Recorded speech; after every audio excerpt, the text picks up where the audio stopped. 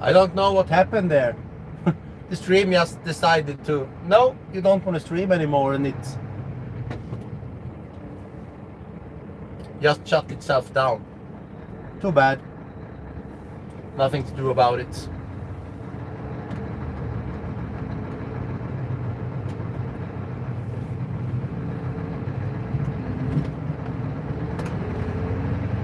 Welcome back. Something happened.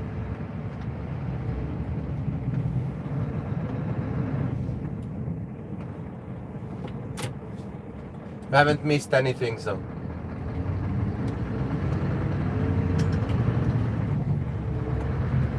This crossings is also done by them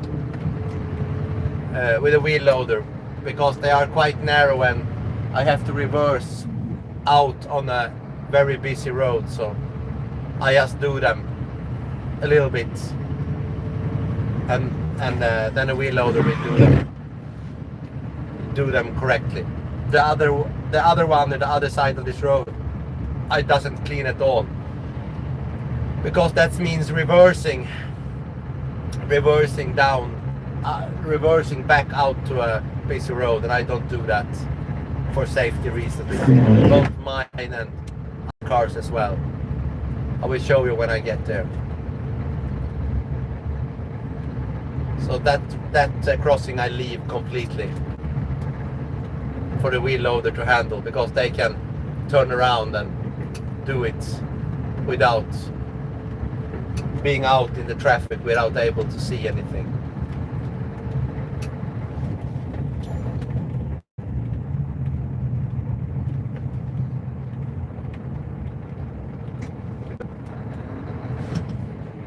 Yeah, as I said before the video cut out, I think it was one of my first followers. I hadn't reached 100 at least.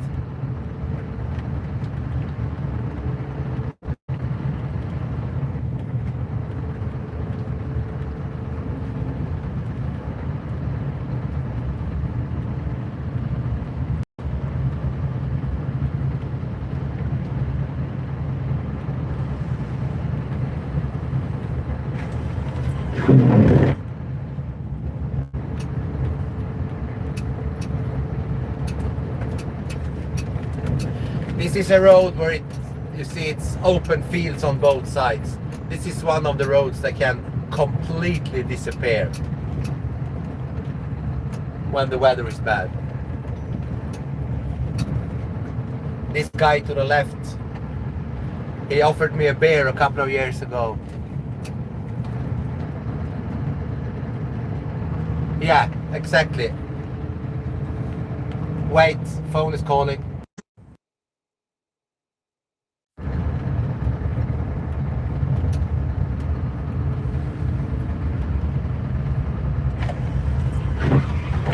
The snowing is actually increasing. It's supposed to come down at least 3 inches now, and maybe more. So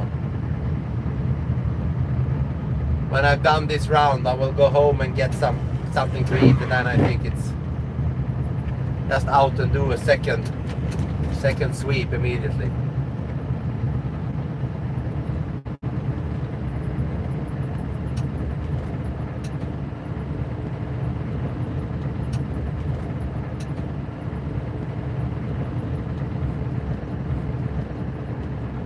And I have to say this, I don't think any of you will be able to, but I'm a radio amateur also, so if you are familiar with SwixLink, you can use that and connect to the connection in PTO, and you will be able to talk to me directly into the truck with SwixLink. If you are familiar with that, I have my radio with me all the time.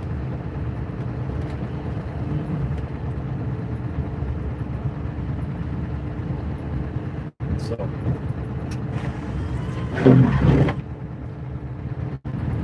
but I guess no one of the 12 of you that is watching my stream is not that common. So, but it's there if you're using it.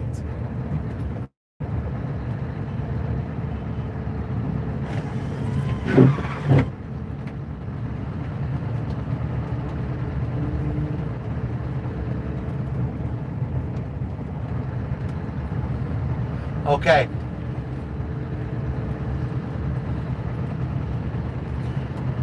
Yeah, Riksen is also here, but I'm a licensed radio operator too, so on the amateur bands.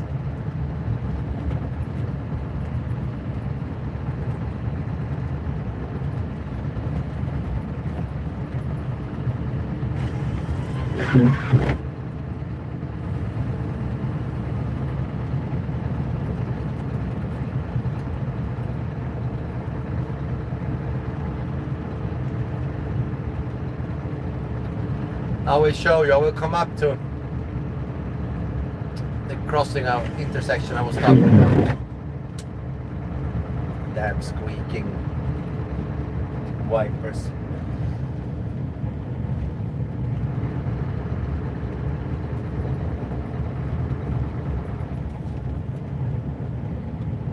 So this is what I'm talking about. Here is fine, but when you maybe it's hard to see coming from this angle, but I will show you anyway. 100 meters in front of me, the road ends in a crossing in a busy road, and to clean the left side here.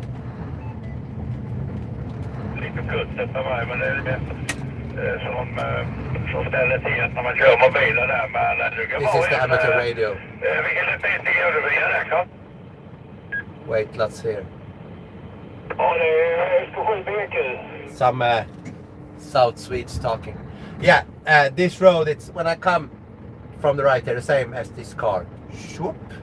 I have to reverse back onto this road, and it's bushes and stuff to the left, so I can't see anything.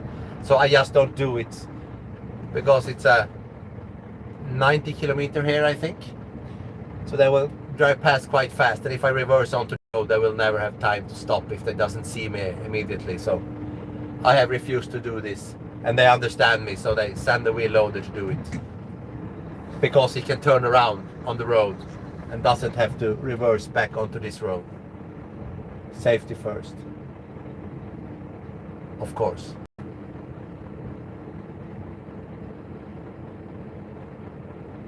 I have had a car hit me a couple of years ago on this road, but I wasn't reversing.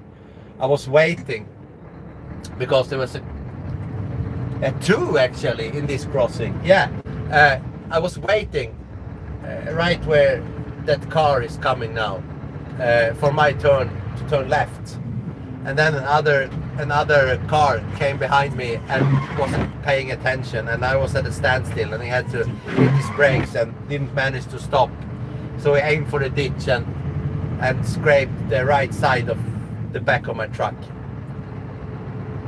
And nothing happened, but for me, the other car was quite damaged. And the other time, exactly the same thing. And they went on the left side and straight into the ditch. But I just pulled them up and they could continue. So pay attention on the road and not your phone.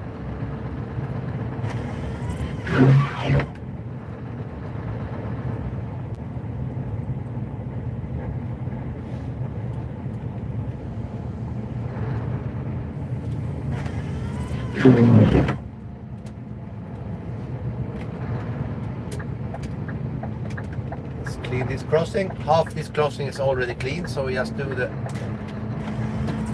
half. Oh, slow. This plow is quite slow. My other one was way faster. I don't know why. There is some adjustments to be made to make it a little bit faster in turning.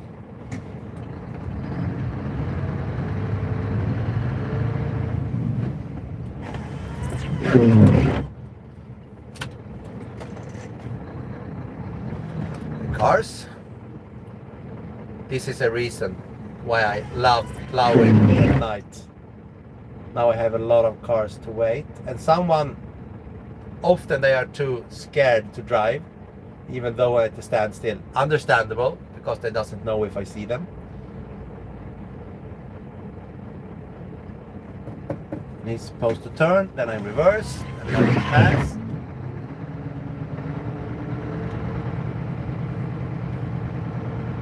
Go, go, go. Thank you. Then we do a final sweep and collect all this last snow that is left. Wing down and grader down. Then straight ahead again.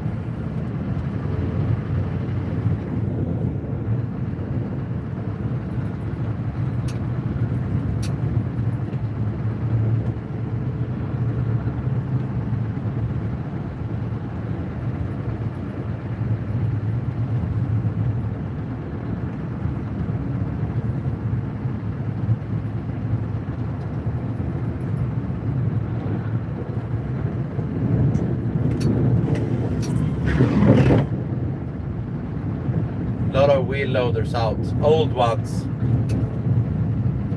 This is because the oldest ones they are not cheap, but they are getting cheaper. So even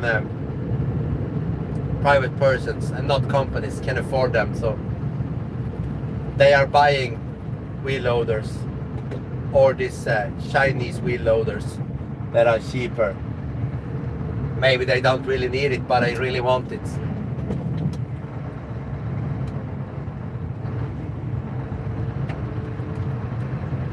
Turn. Oh, yeah, I made that. Let's go back. So I made that turn without hitting the sign.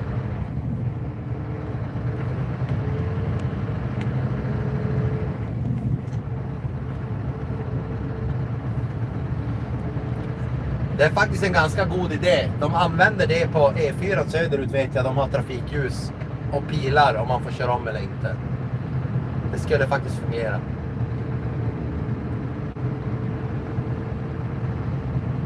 I got a suggestion that I should post traffic stoplights on the back of the truck so I can red or green depending on what they are supposed to do with other drivers. But if this had been a truck that is only for snowplow, now it's really snowing. Wow.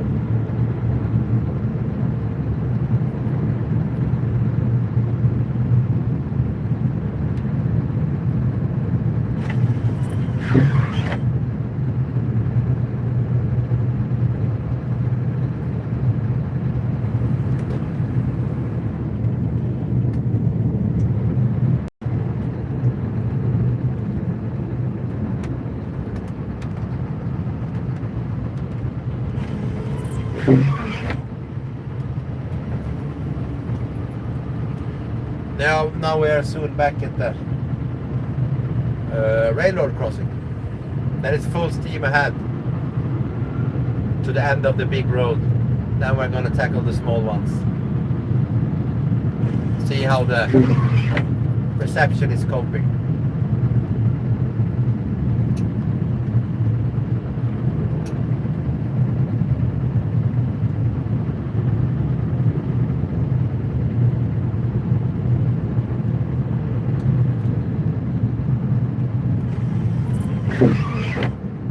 Let's cross this slowly again. No trains. Grade the blade up. Wing in. No, I doesn't talk like this when I'm alone. I don't tell myself what to do. It's just because you can't see it. And since we are wide, I can do like that, and we have the whole crossing clean.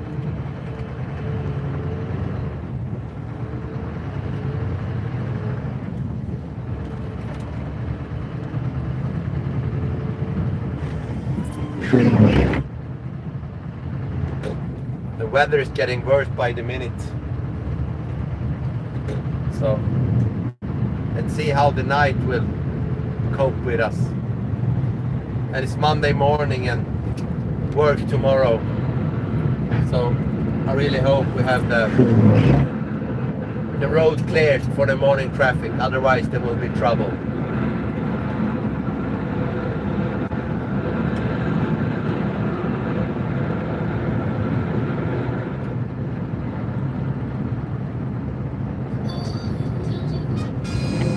Traffic information. Wait.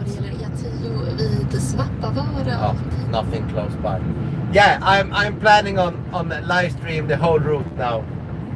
I will do that today, if the reception allows it. I will continue to stream for as long as the stream is up.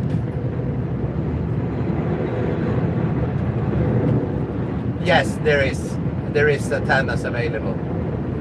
But since it's not my own truck, I haven't done any. It's a company truck, so I haven't done any big investments. I have an antenna. I just hadn't set it up yet. I don't know why. So I have to do that. Nej, exactly. Jag har en antenn, men inte blir jag med. I got a question if I have any external antenna for streams like this, and I have one, but it haven't been fitted.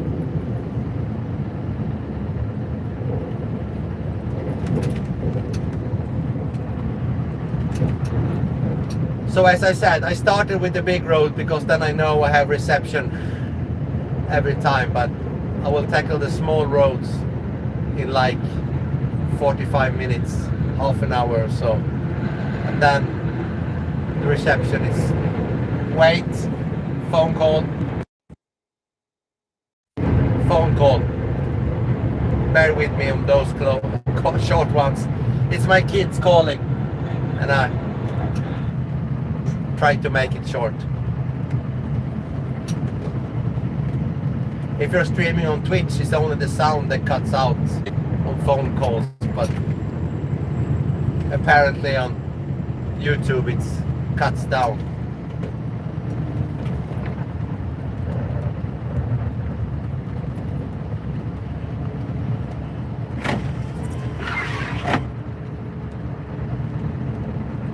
Put some heat on the windscreen.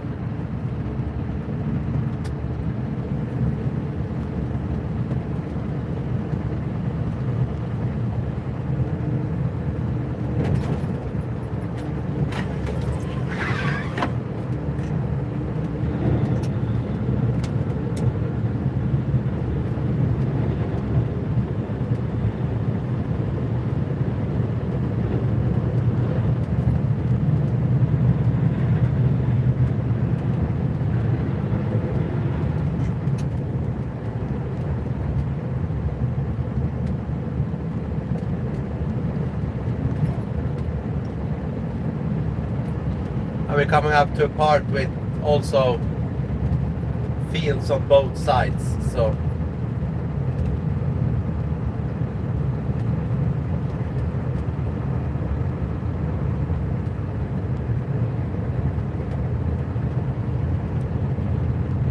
this is also a part where the snow drifts when it's really bad weather, covers the whole road.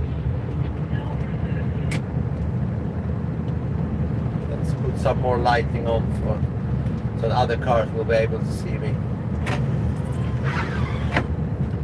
And the heated windscreen, where is the button? There it is.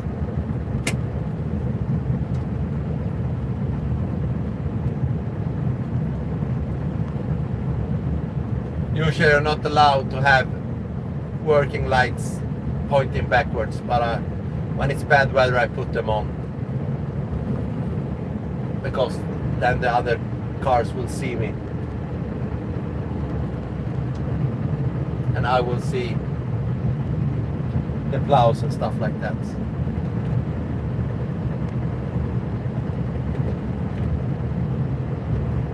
Now you can see in the camera as well that it's snowing a lot.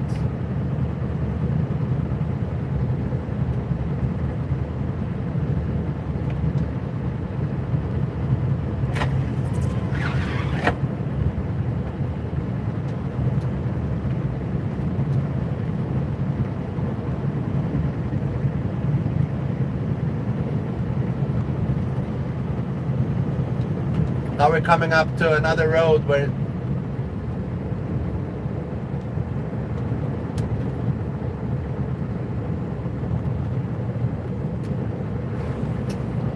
wait.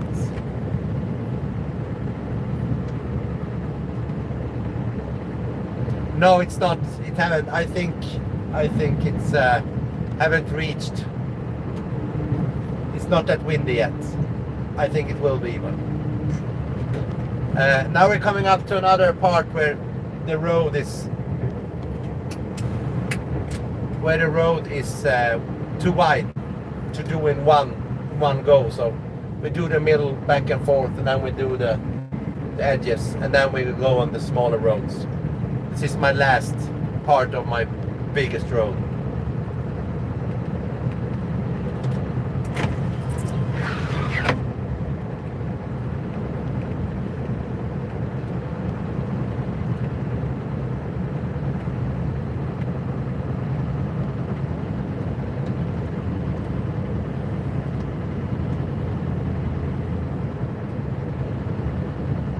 About, you can see it's widening.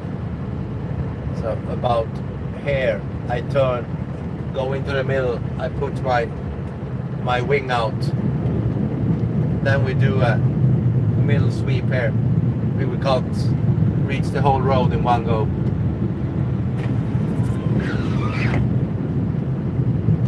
Yeah, I tried that, and they are good. Yellow sunglasses works, but I never seems to. I can never keep the stuff.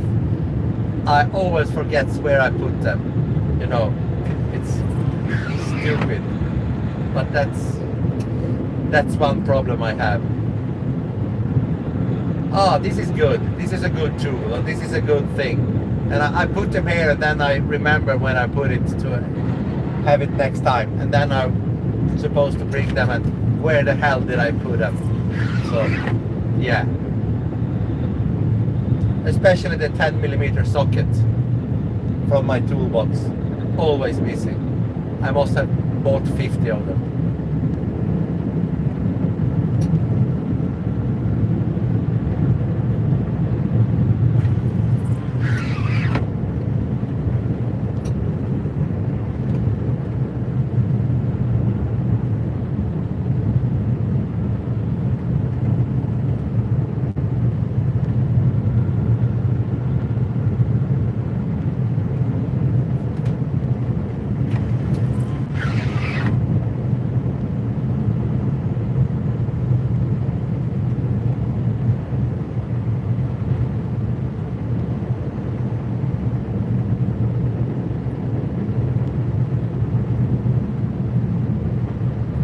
Snow is just increasing. Oh, I love this. It's finally getting to a proper winter. It was a slow start, but now it's really coming down. Love it. Only bad thing is that my heated mirror on the right doesn't seem to keep up. It's getting frosty, and I'm not able to see the wing. But at least it's there. I can see the snow flies, but not more than that. Then I can turn the roof mounted lights off. Let's get a little better.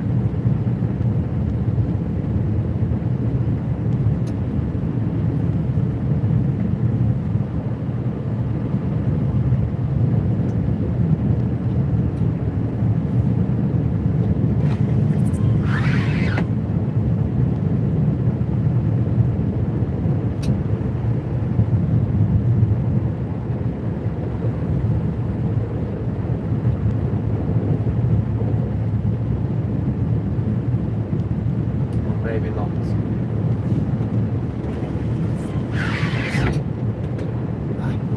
I keep it on. It's better.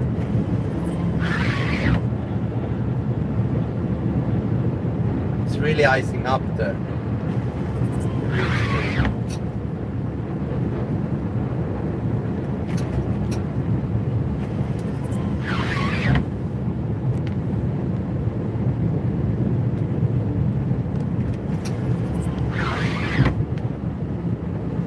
Just got a text from my wife. She's on her way home. Hope she doesn't have to drive so far in these conditions. And it's better, I mean, where she is. Then we turn around. 373. I used to plow this road a couple of years ago. Season of 2019 and 20, I think it was. And we do the other sweep in the middle. Then we do a side sweep, and then all the big roads are finished.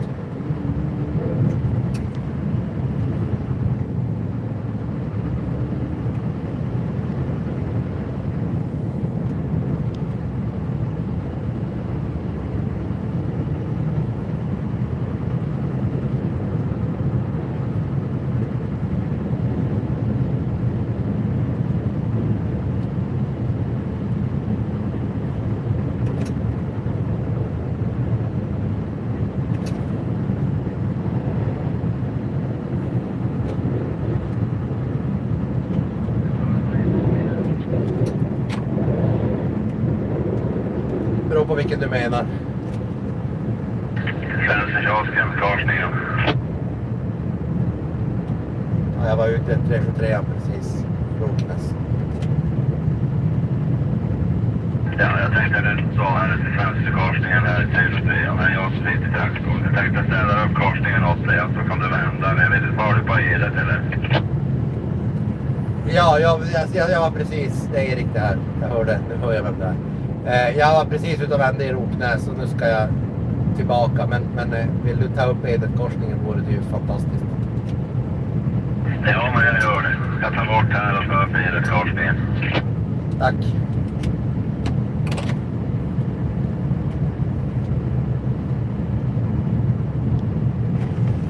Reloader just asked if he wants me to clear the other crossing, and I'm happy to if he does that. All the crossings that you can do with the wheel loader is a couple of minutes saved for me.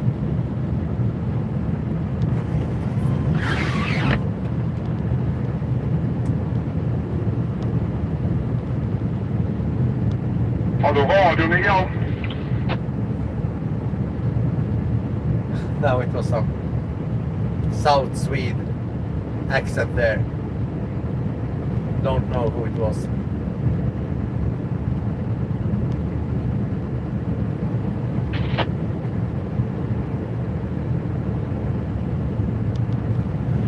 That's a thing when it's a snowstorm at a weekend like today. Now it will spill over for tomorrow when it's Monday, but that's not that much trucks. But we have a lot of foreign trucks.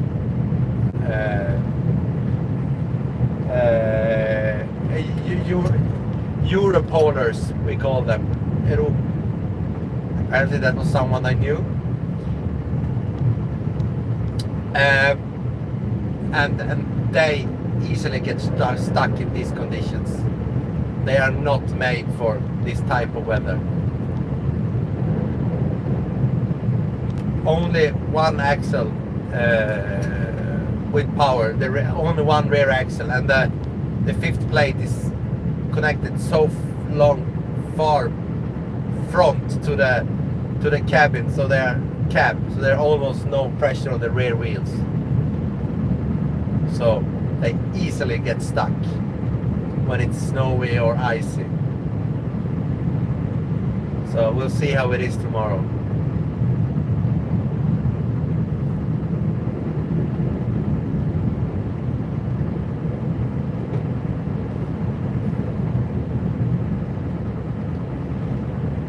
We're going to turn around down here, and then we're going to go to Edet and onto the Kalamark, and hope you will see anything. It's a bad reception on that road.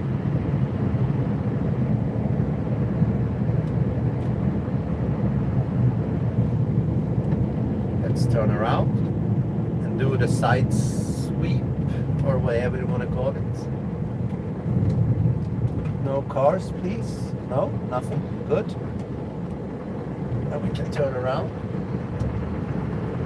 Let's just find the edge of the road so it doesn't go down into the ditch. That would be bad. I think this is quite right.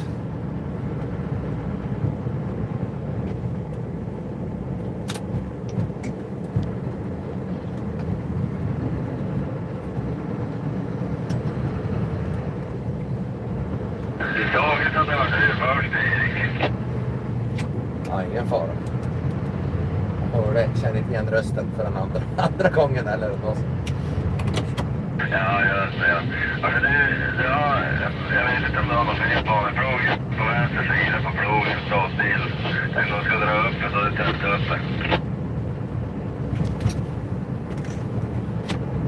Hjulet sa du? Ja, hjulet på Plowing står till. Om det står upp det så kan det ta taxi. Jag tror det är så att det inte är nedvevat nog mycket bara. Det hänger i luften. För det plogen är ganska ny så det är inget fel på det. Jag tror att det är så att jag bara har all vikt på stålet. Det är därför. Ja, man sa jag ska ju stå till. Man kan inte ha vad heter det? Framtiden mot en söndergård. Det är fan bilen och trängset. Kan man fan spela varken och det. Jo, nej men det är hopplöst. Och sen de gjorde om den här korsningen, den är jättesvår att städa nu. I och med att jag inte kan, bilarna kan inte flytta sig. Och när det då är trafik, nu är det ju helg. Och på natten brukar jag ta det. Men på veckodagarna är det hopplöst att städa där. För det är trafik. Så då brukar jag, men då sa Dan att de skulle lösa det. Så det var det du som fick uppgiften att städa när det behövdes. Jajamän, jag vill ta det med stakbänken och kalla mark och hejna de korsningar. Det kan vara bättre och ställa upp dem efter. Jag har förberett idag det där. Ja, jag är tacksam för det. Det är så smidigare. Det sparar mycket tid. Det lär ju bli mer än en runda i natt verkar det som. Ja, jag pratade med Morgan som var mot kolen och det hållet. Det var ju som satan av vägen ner och så. Och det var ett av staten frukt och frukt och middag. Så säkert det var till. Exakt. Ja, vi får köra försiktigt. Det lär ju synas igen. Har gått överräktigt. Radio is the best thing. You don't have to use phones or anything. You don't need the numbers. You can just talk to the other ones.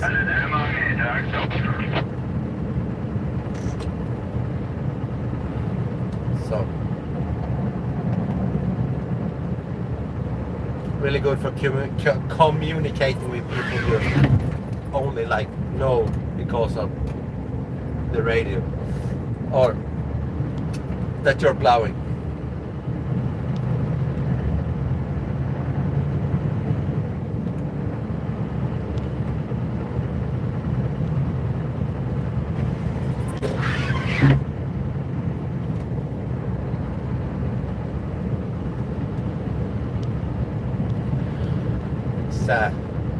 The storm is creeping closer.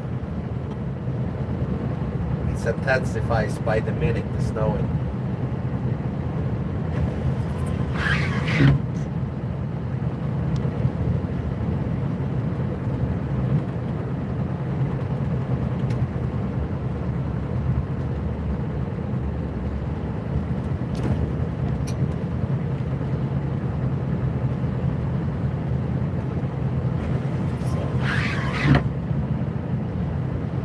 Now at least the big roads are cleaned for now.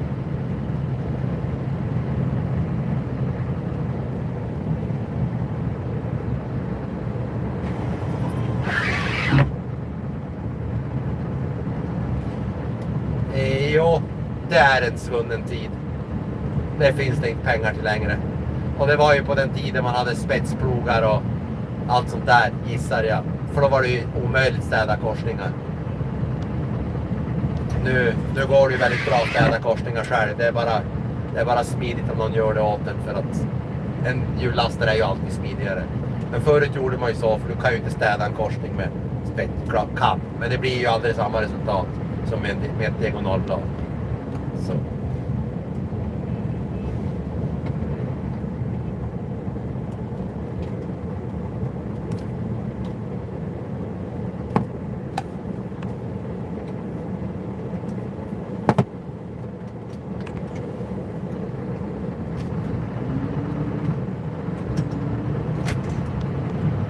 So, big roads are done.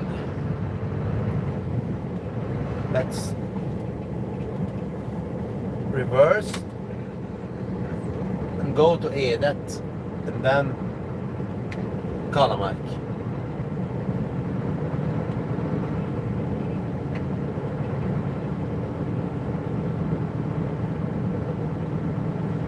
And for you who has been following me for quite some time, you know, Kalamark is my nemesis, my arch enemy,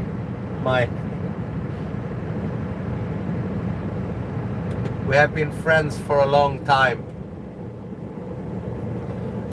me and that road, but you know, it's a love-hate relationship. So let's see which type of friend we are today. When the weather is good and it snows a lot but not blowing, I love plowing that road. It's often a lot of snow on it, and you're always alone. There's no traffic on it. But when the weather turns bad and snow drifts appear and all that road can be sometimes too much. I have actually gotten stuck on the road because it's with too much snow when I have just left it to its destiny, and they had to open it with a V-shaped plow on a wheel loader. I have a short video about that on my some of the videos from last year.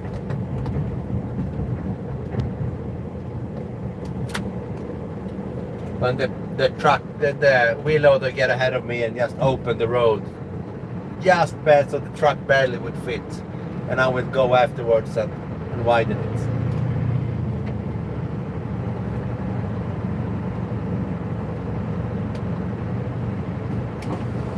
See if I can.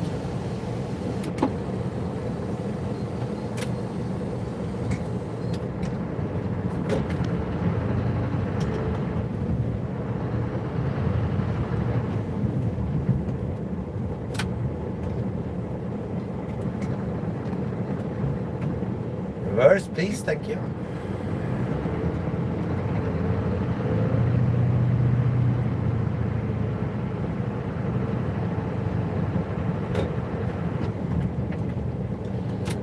So, on to Edet.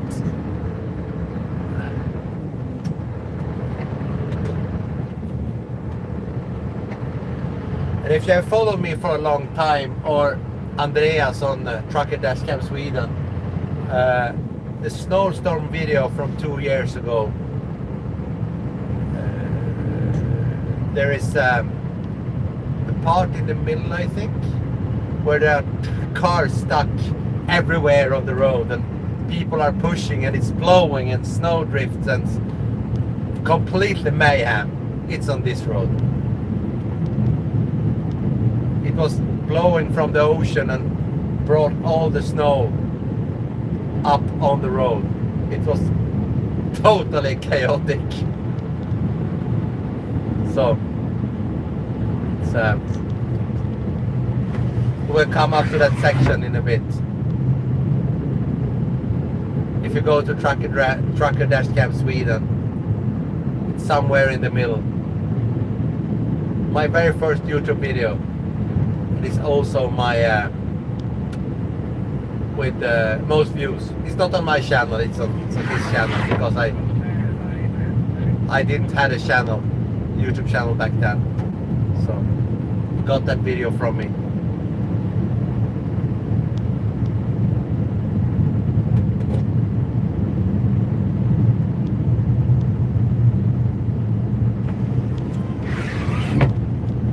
haven't seen it, I suggest you watch it. It's uncommented, but I just had a camera mounted in the front of the truck.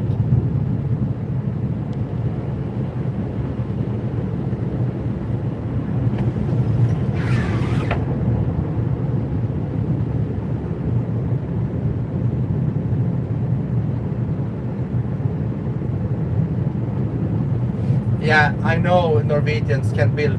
I had the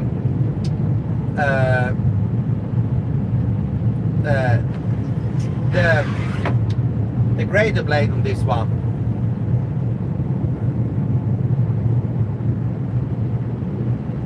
Yeah, I would like that too. And I think it will be possible with the new stream server I'm putting together.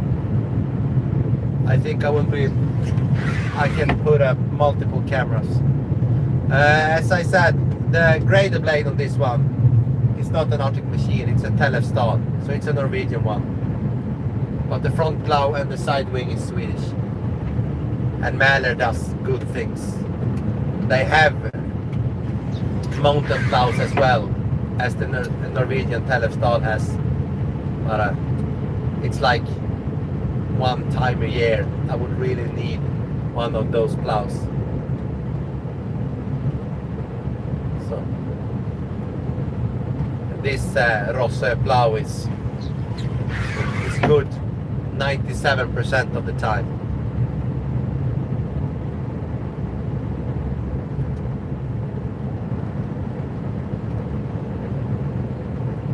Here to the left you have the one is blinking to the left is the wheel loader I was talking to on the radio. And I lift here and it will do the rest.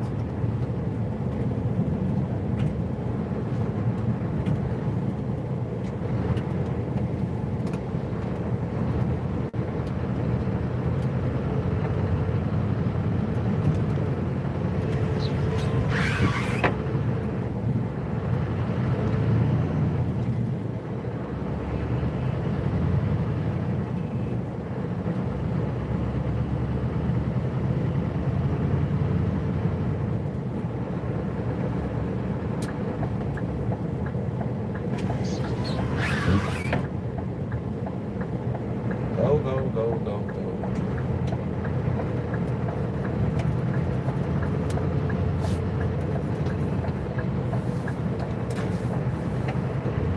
Yes, Ljungby. That's correct. Have a good eye.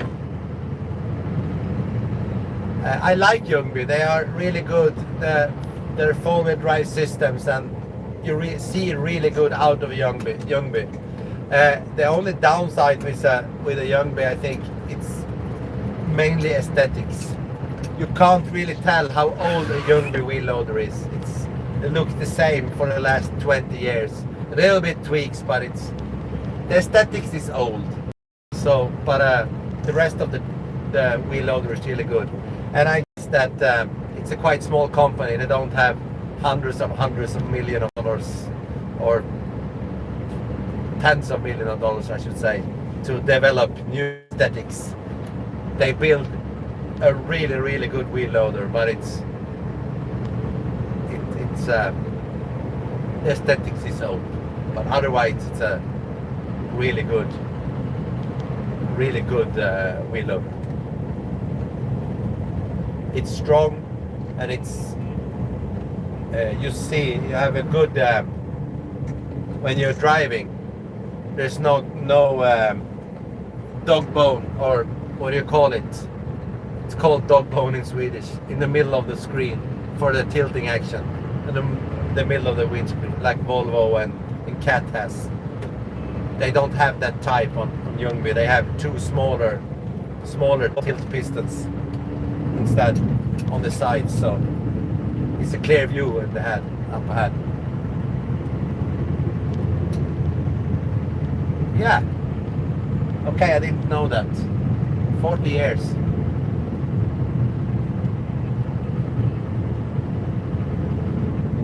That's way older than I thought they were. Or maybe. I'm 40. 40 it's not an age. It's like brand new machines. I changed my mind. Okay, so we are heading upwards road 512 if you want to check it out. North Sweden, VD 512. Bravo Delta 512. And it's located just outskirts Piteå. I'm driving towards south at first, and then going over not a mountain, but it's quite heavily upwards all the time, and then you turn around and you go back again. And I think I will stream the whole way, but I don't think you will see much. There will be at least 10 kilometers in the middle of the road where almost no reception. When we're going towards Grand Träskmarken, stuff like that, they are really bad, but I'll see. If the stream will cut, I will resume it, but it will take at least 45 minutes before I'm out again, so maybe no one's here then. And no houses. We will pass 5 or 6 more houses, then it will be forest for 40 minutes, or at least half an hour. Only forest and no traffic. You can see now in the middle of the road there is tracks, and when we have passed the last house, all the tracks will drop off, and I guess maybe someone is up at their cabin, but if not, there will be no tracks at all, but we'll see.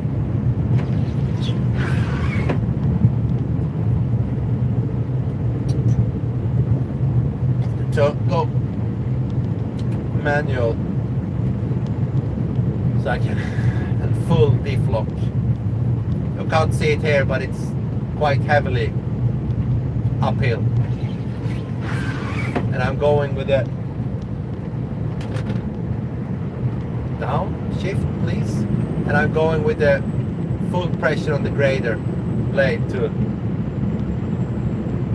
make the road as clean as possible. Of course, there is a car coming. Let's stop here in the crossing and wait for it.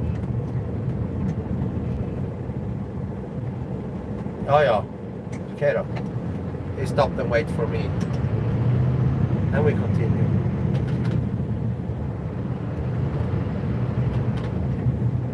Do manual shifts in the hills. Even though it's a good gearbox, it's a tad slow when you're using the grader blade, and it's downshifting, and when it takes too long they have to downshift again, and then the gearbox gets nervous or something and it just stops.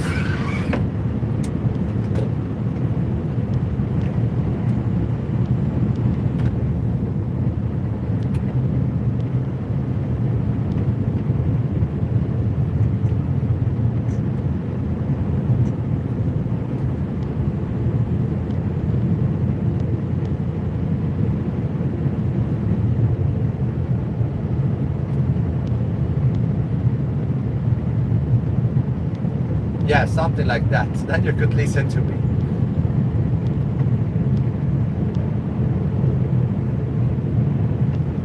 Since the last few houses, there is 1 or 2 more houses. 2 more houses. Then it's forest for half an hour. And if you count the number of cars, not trucks, there's no trucks, the cars passing by on this road, and divide it by how much money it's spent to keep this road clear, I think this must be the most expensive road on my route. And it is, with no doubts. I can plow this 5 times and not a single car drives by. Otherwise than in the beginnings of the road, because then there are houses. Then the other part is plainly just forests and some cabins. That was the last house. Now it's just forest. There is a crossing down here, then it's just forest from that. Here is the last crossing. And now grade the blade up, and now it's just mainly forest for half an hour. And one track in the middle of the road, not more than that. So sorry in advance in case the stream cuts down due to lack of reception. More traffic. Då ska vi varna för älgar som är på vägsidan av viltstängslet, och det är lite plats jämnt ön mellan Råneå och Töre. E4 alltså mellan Råneå och Töre. Det är plats jämnt ön där. Den som passerar där, det finns älgar alltså på vägsidan av viltstängslet där. Och på E10 det är riktigt blockerade. They were warning for mooses between Jämtön and Töre on the E4. Isn't that quite close to where you live? BM113. Sorry if I pronounce your username wrong. In my head you live somewhere around Kalix. A lot of snow, and this I plowed yesterday. It's quite putting some effort to push the snow here.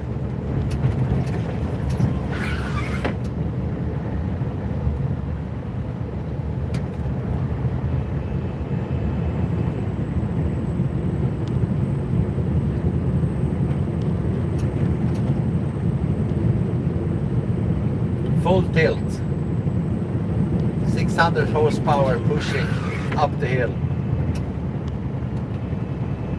I'm using all of it, not all the time, but I don't know if the microphone picks it up when the turbo spools up and I push the hammer down. Now it's not that steep, but we'll get another incline soon.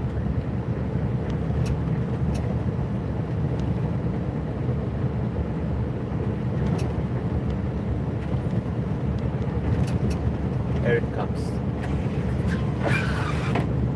Hammer down. Turbo spools up. I love that V8 sound with the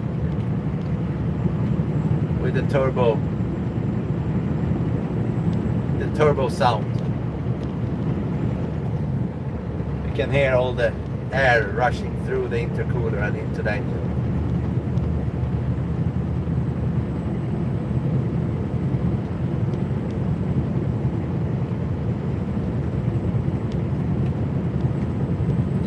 And I love Volvo as well. I have driven mostly Volvo, and they have a lot of power as well. But you never really get the same sound, if that's what you want with the inline six compared to the V8. Otherwise, the specs are the same. I think the V8 Scania it's a little bit more powerful on the low. A little more torque on the low range on the rev scale, but otherwise, other than that, I think it's mostly sound that differs.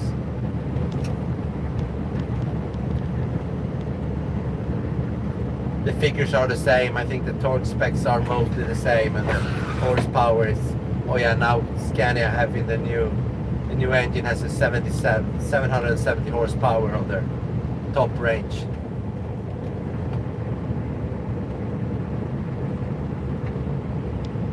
Yeah, it's a great way to train new plow drivers. I have done that many times.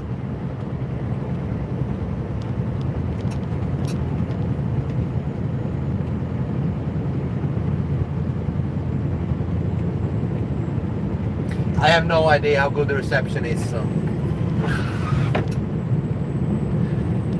if it just like half an FPS or something, just write it down so I know. We're coming up to the part with bad reception soon, in about 3 or 4 or 5 minutes.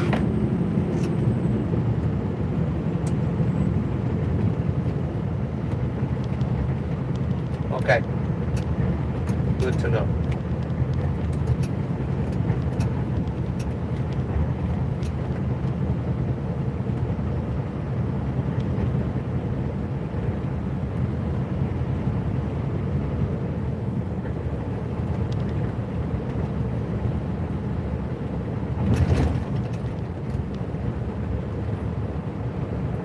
How fast am I going? I am going right now 45 kilometers per hour. Or 40, no, lie, 42, 45.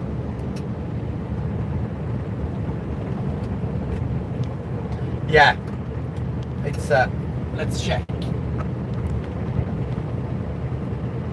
I have 2 bars on my 4G reception, so not that good.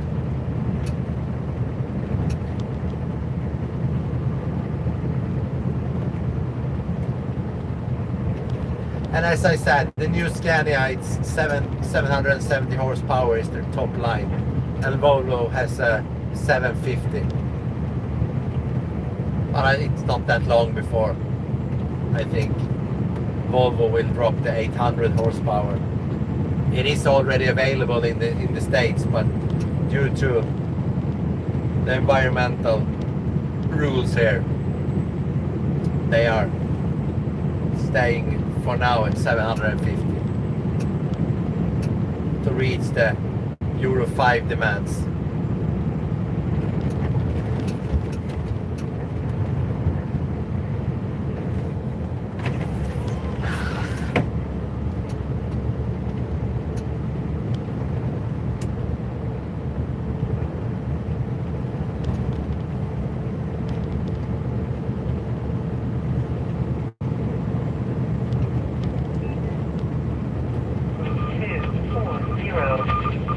Someone connected to Swixlink.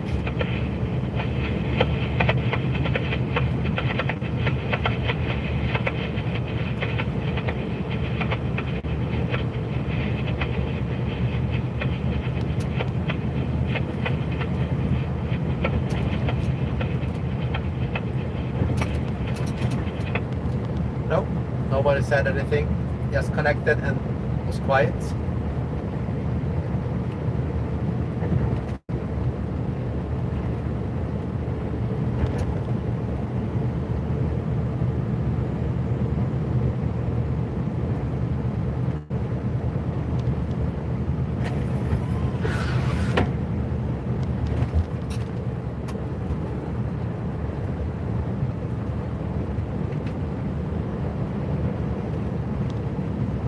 Jag hinner inte läsa när du skriver så långt, tyvärr. Jag fokuserar på vägen. Du skrev någonting och tyckte skulle bli förvånad. Jag får kolla sen. Men jag antar att jag håller med.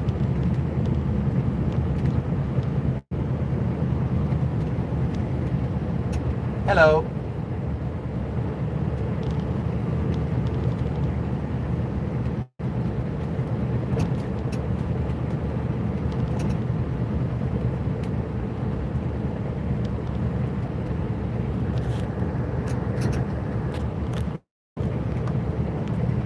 I just got a notice, not on the battery charger. I just got a message that my phone is overheating. You will see if the stream will cut down. It's set that I will do like this. Wait, I will remove the cover from the phone, the protection cover, so it get a little bit more room to breathe, and pull the charger out. Let's see. Yeah. Hello. The phone was, let's change camera. How do I do that? There. Are you still here? My phone, I was just removing my protection sheet around my phone, and then it's cut down because due to overheating. So if you're still here, hello. If you're not, too bad.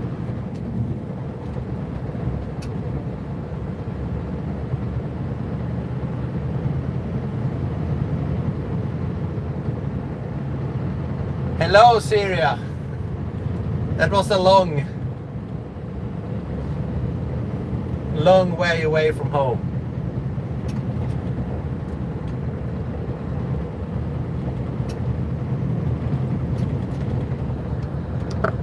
I think it's okay now. I removed the charger and I took the protection cover off so the phone can breathe a little bit more.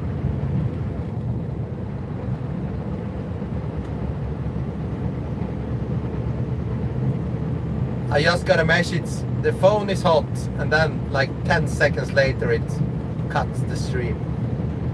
I would rather prefer a little longer.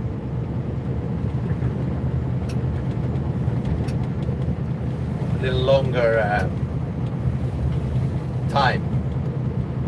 But let's try again. Most of you are still here apparently, so I must be doing something good.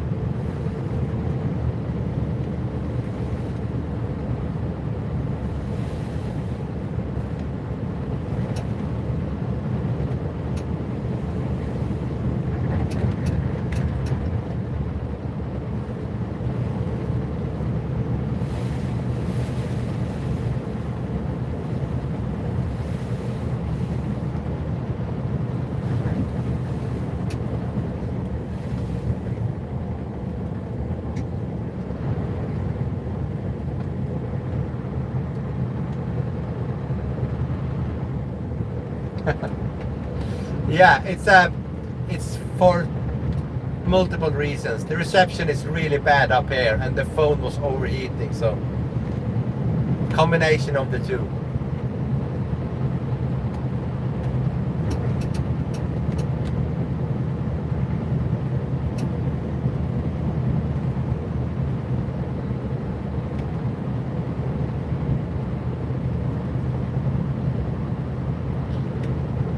I think the worst part, reception-wise, is over.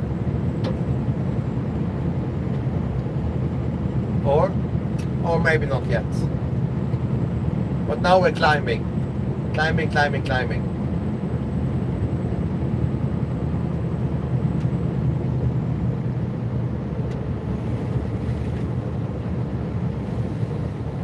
Someone has been driving something with only two wheels.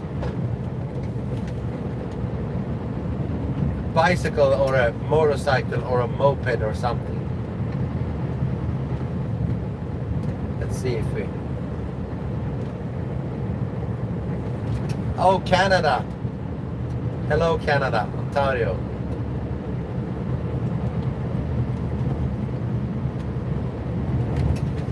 Isn't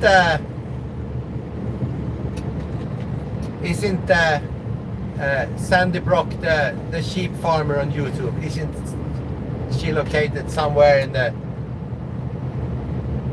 close range of close to Ontario? In my head she is, maybe not.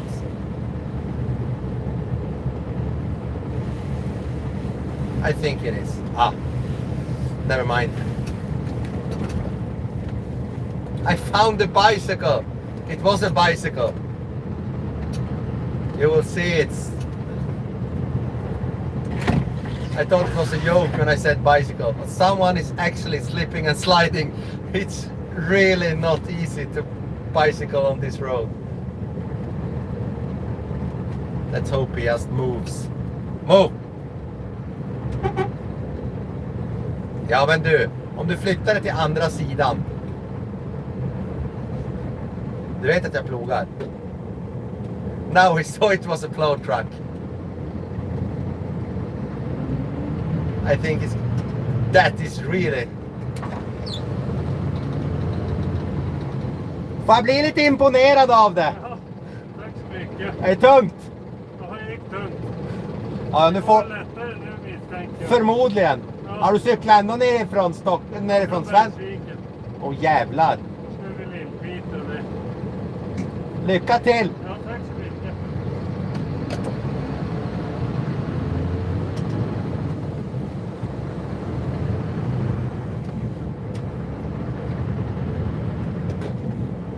He had been going this road all the way from a little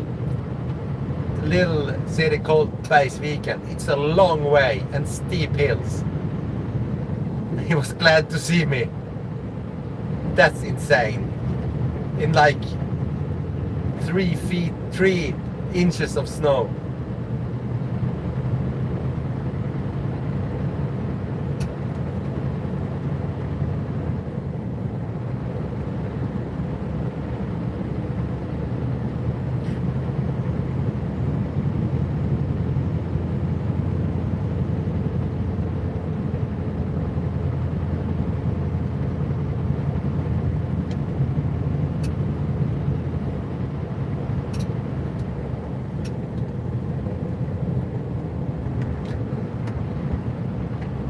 Yeah.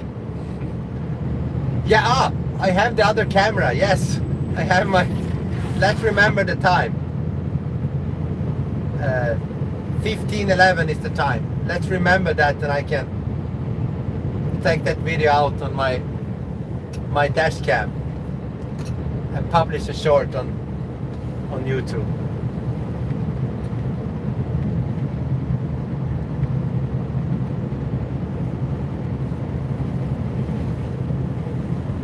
I forgot I had the other camera running. It's always running, but it's just there. I don't remember it always. And I just have to remember the time where it happened. It was 15:11. Then I can go back and take the footage out and do something about it with it. So the worst part is over and you're still here. I soon starts to go downhill.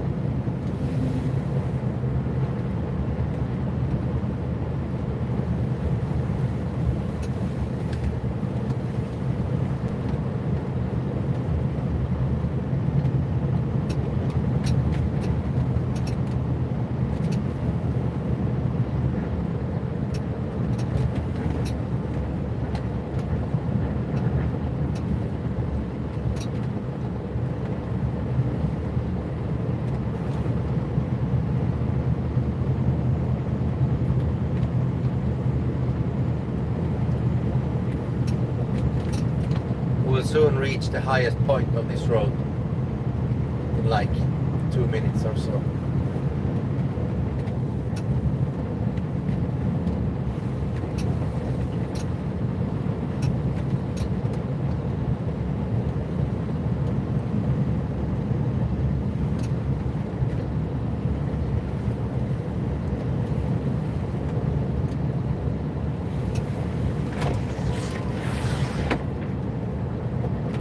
The phone is in a much better mood when it's naked, as many people are. But at least the phone is not hot anymore.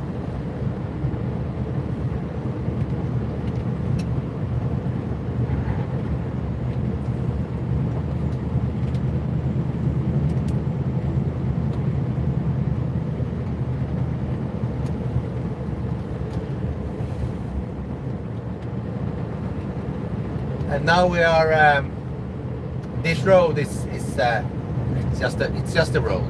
It's a road among many other roads that no one ever had traveled and will never travel.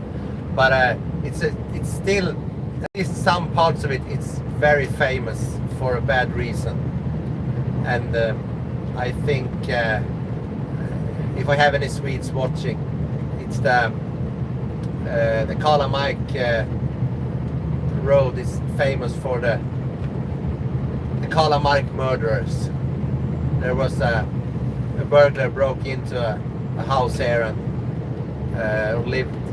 Two older brothers were living, and they were planning to do a break-in in a safe and steal the money, and got caught by one of the older brothers, and he got killed in a very brutal way. So this little village is famous for a very bad thing.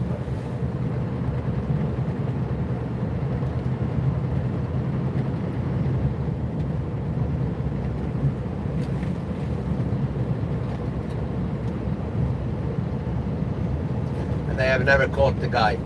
They caught one who they thought were the right, but he was released from prison after 14 years because he was proven innocent after 14 years in prison.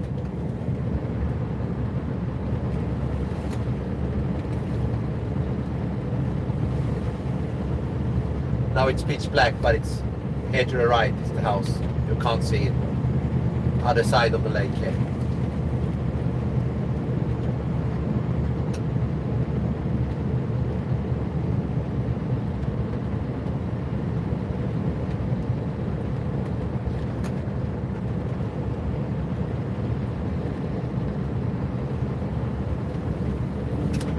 And if you want to read about it, I don't know if there is documentaries, but I think it's only in Swedish.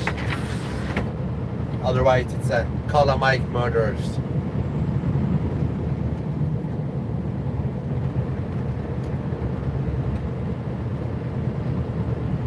Yeah. I guess that's the reason why the phone is hot. It's a lot of processing power and computing power and all in between.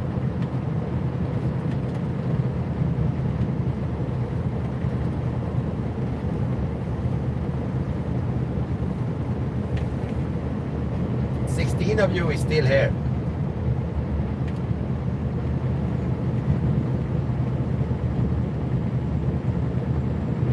I like that. Now we have 6 kilometers left before we turn around and go back. Then we just have one small road left, and then this route is finished. So in a one and a half hours, closer to 2, we will be done. I started around 12 o'clock, so we have been out for 3 hours and 18 minutes. And if you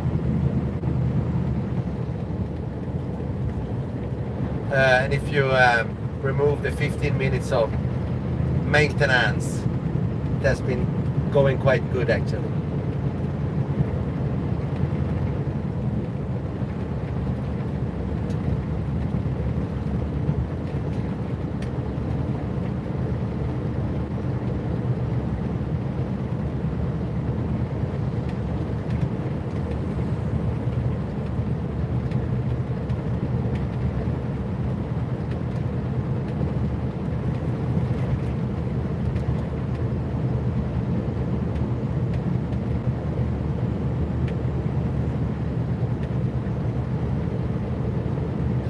I think I will put the grader blade. Wait. My GPS is. I'm getting paid for via GPS, so they see where I am, and the GPS just warning that it's almost out of power, so I have to put the charger in for the GPS.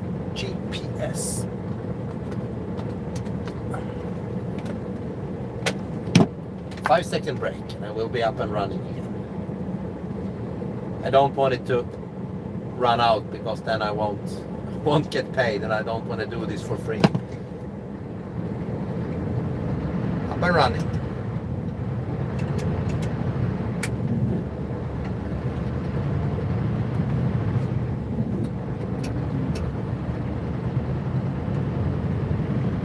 Yes, as I said, I think I will use the grader blade when we're going downhill,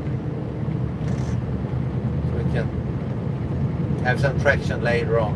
So a lot up here, a lot more than down, closer to the coast.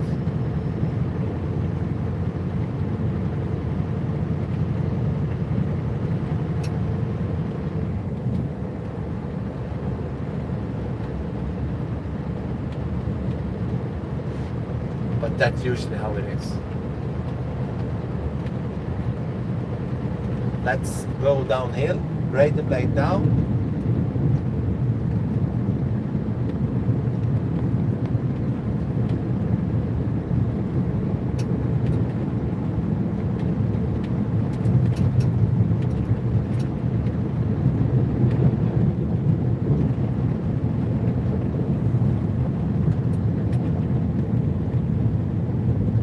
Now it's just a 5 kilometer long downhill stretch before we're back to civilization. Then we just turn around and go back up this road. But then it's hard to see for you maybe, but I am cleaning 85% of the road is in one go. So going in the other direction it's much faster. Almost no resistance because it's only 25% left to plow. Other parts of the road is already clean.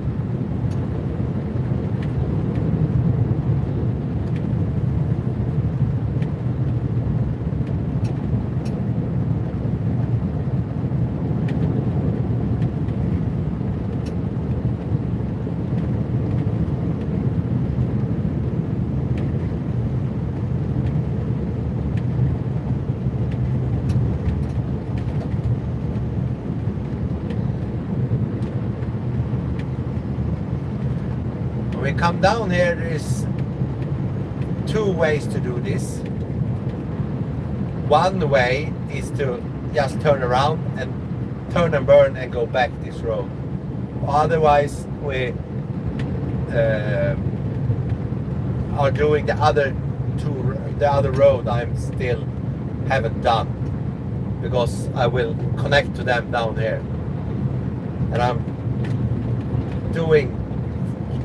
switching between how I'm doing, but I think I will this time. I let you decide. Turn around and go back, or do the other roads before I turn back. I do you say the first one to respond. Turn around or do the other road.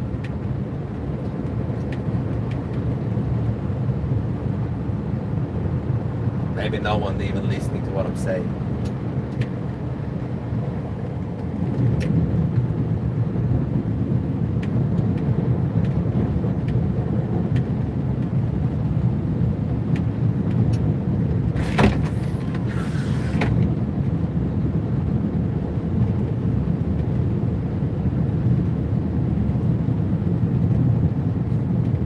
Yeah, I guess no one wants to answer.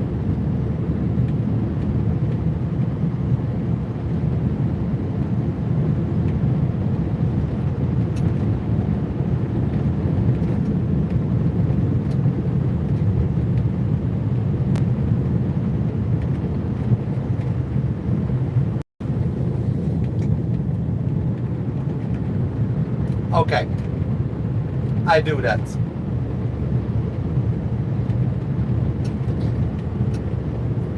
Och Elina tyckte precis tvärtom. Now I get two answers.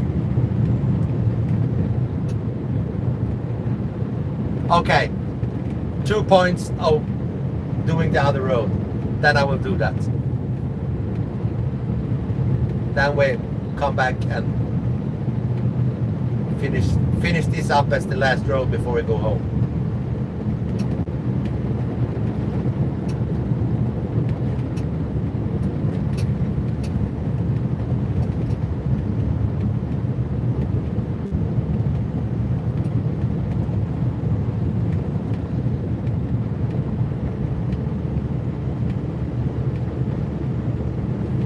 We made it, and all of you are still here.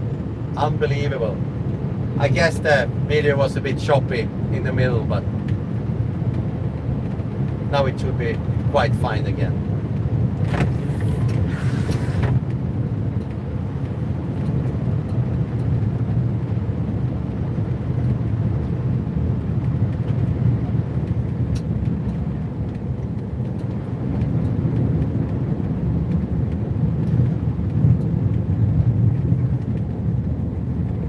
Yeah. And civilization.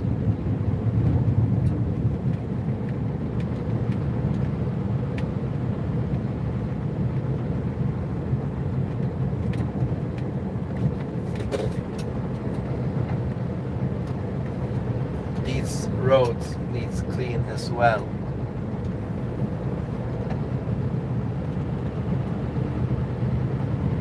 Elena, I think you have to go and clean your road. It's full of snow.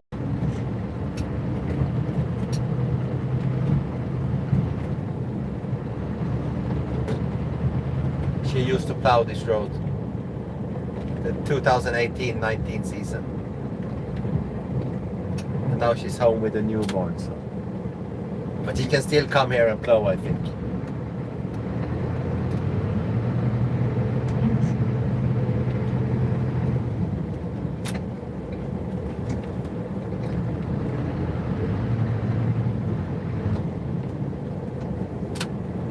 We loaded we do this crossing, but it was no traffic, so I think I'm just cleaning it a little bit at least.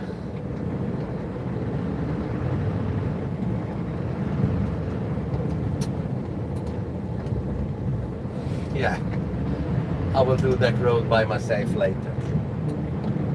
That's usually how it goes.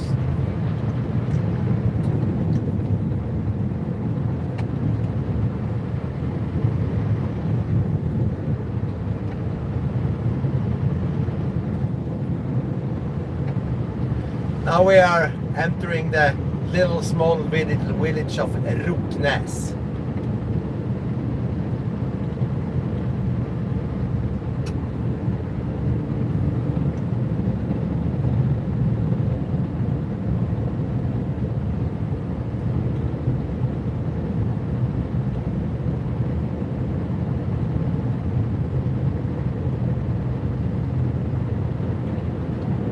Just gonna do a really short 5-second stop here to check the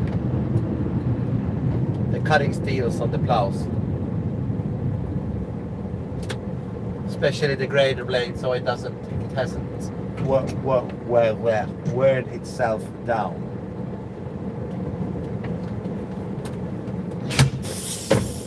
Be back in 1 minute. Or maybe you can tag along. I'm not keeping secrets.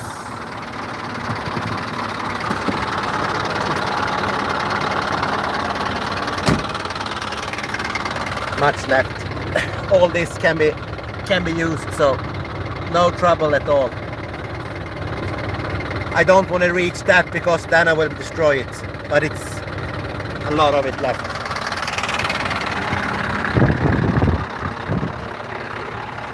Here it's starting to be a little bit less, but it's still at least 10 millimeters.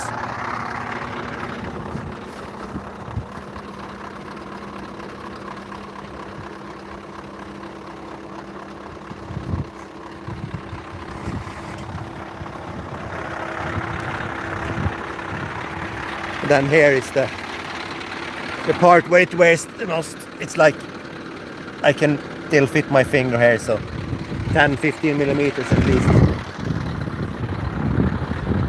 It will last this plow route, and I have to put new steels on the wing and the front plow before the next.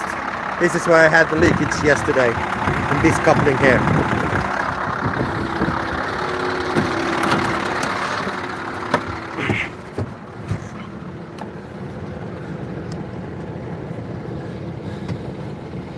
Now we have seen the mid plow check as well.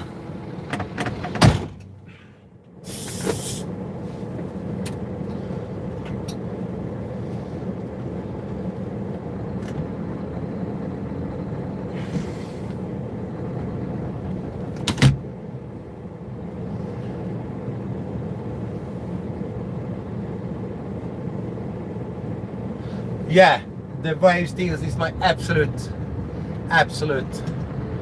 favorite. It's Olofsfors V200s. It's It's the sharpest ones, and they are really, really, really good. They are really better than anything else. The only downside with them is if you go too fast, they get hot and wear down quite fast. But they are my absolute favorites, because they due to the waveform, they never get dull. They are really sharp all the time.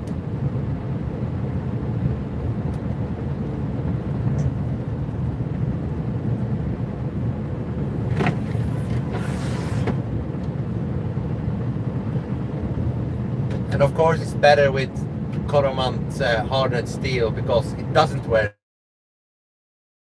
never even close to as sharp as these V200s.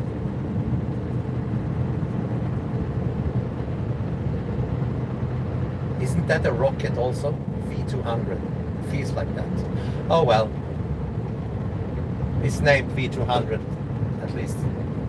Olofsfors V200. They are really good.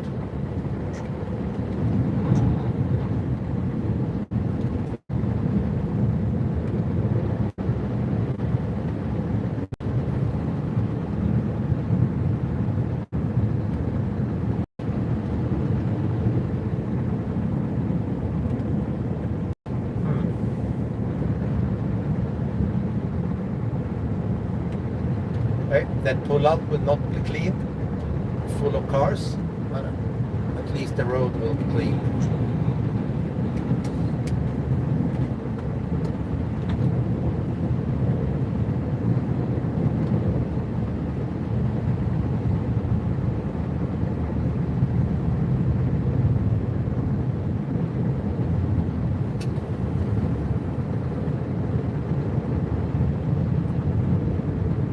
This really has calmed down a bit, the snowing, so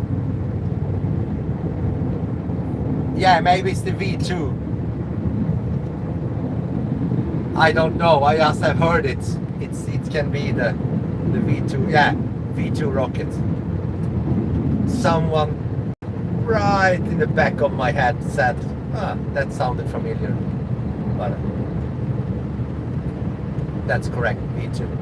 We're gonna go left here later. It's my last road that isn't plowed at all. We have to go down to the end of this and clean it first.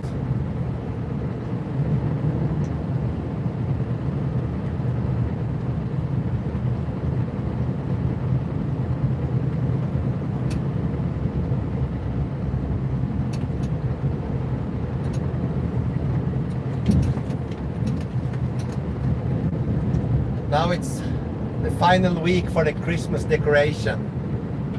A lot of houses has already removed them. I really love the Christmas decoration in Sweden because there is a lot of it, and some of the houses still have them, but you're supposed to take them down next weekend, 20 days after Christmas. You're supposed to remove the Christmas decoration.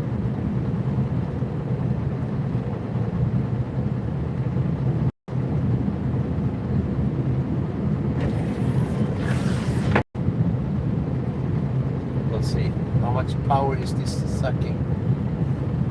Already 20% less than when I removed the charger. It's a lot of power when you stream it like this.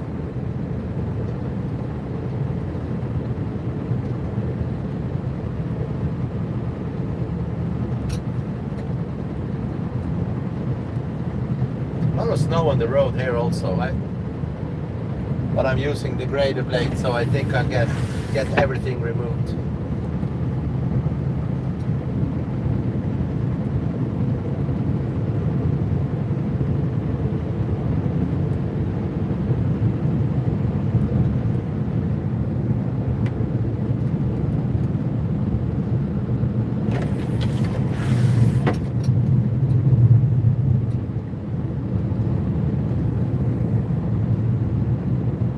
And if any of you who is watching the stream is gonna plow this road in the future, then you then you have to remember this place.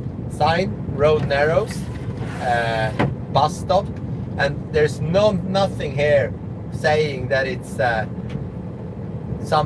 those signs that the road narrows, but otherwise than that, nothing. But it's actually a rock hard concrete sidewalk on each side here. There is more traffic Då announcements. ska vi börja på E10 mellan Svappavaara och Gällivare då.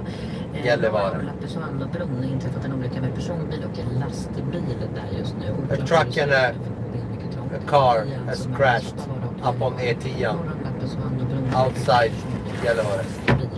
Och på E10 Svappavaara i norr mot Kiruna, där är det fortsatt vad jag förstår trångt att passera en lastbilsläp som står över vägen när RFU och bärgare är vad jag förstår på väg för att ta bort det där, men icke ännu på plats.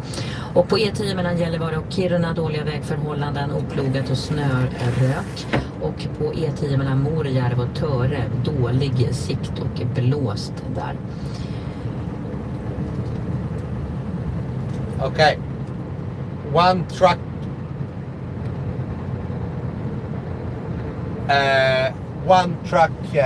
stuck in the snow up on E10, and behind it a truck and a car has crashed between Gällivare and Kiruna in Lappersvando. It's a really narrow road with a lot of traffic going back and forth to the mines in Kiruna. So drive careful. Yeah, as I said, there are a sidewalk on both sides for people waiting for the bus, but there's really nothing to tell where they stop and start. I know because I have plowed this road for a couple of years now, but if you miss it, you will feel it. So every time someone new, or even if I'm sick or I'm off duty or something, I tell them, remember the bus stop in, please, close to the mailbox, remember the bus stop in Roknäs. I say it 2 or 3 times every time someone else is driving my truck. And so far no accidents, but maybe I will be the first by myself forgetting about those.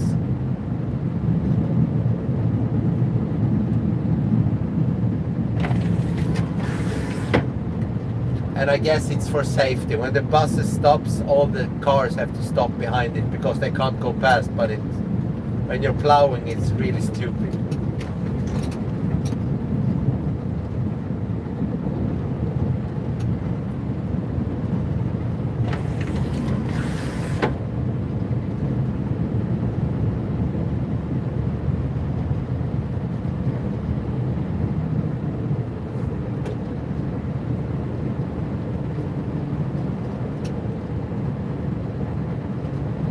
Someone is doing my job with a snow blower.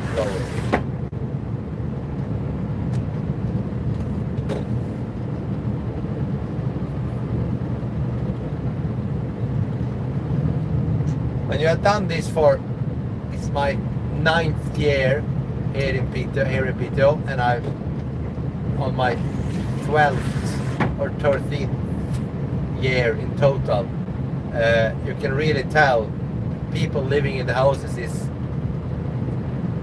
differs a lot. Some of the people, like that guy, is out with the snowblower, and when I turn around they will stop and wait, and he will remove the wall of snow immediately. And in other houses they don't even care. They wait until it stops snow and then they do one cleanup, and other ones do it like 5 times in a snowfall, and some, as I said, once when it stops snowing. And when we have these snowstorms, it can be like 50, 60, 70 centimeters in front of their houses. And yeah, there is trucks there are wheel loaders you can pay. They come and clean for you, but some people is out in the middle of the night in the snowstorms just to clean in front of their houses. Let's turn around.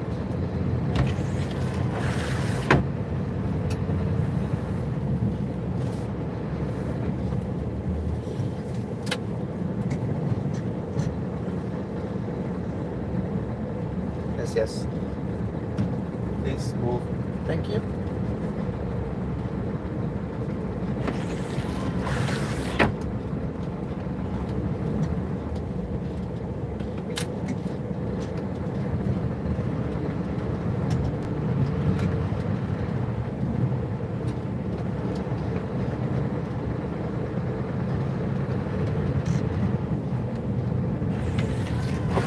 There is also part where you really need to push your grader blade down. It's a lot of traffic with the crossing and this first house here. It's always packed with snow, so you think the road is clean and then you put the grader blade down and it goes like full tilt with snow. Like now, you can't see it, but it is.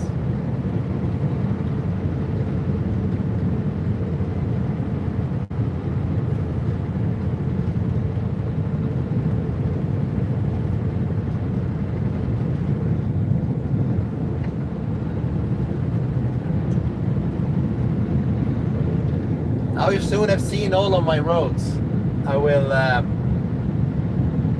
turn right into the last one soon. And then we have to go back. But at least someone is running. Why is someone running? It's dangerous to run.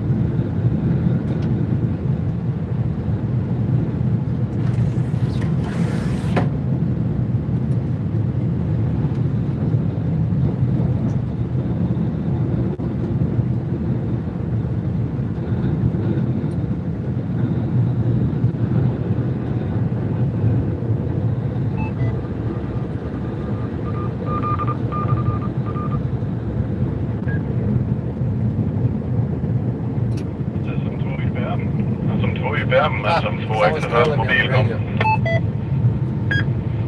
SM2 XFL, SM2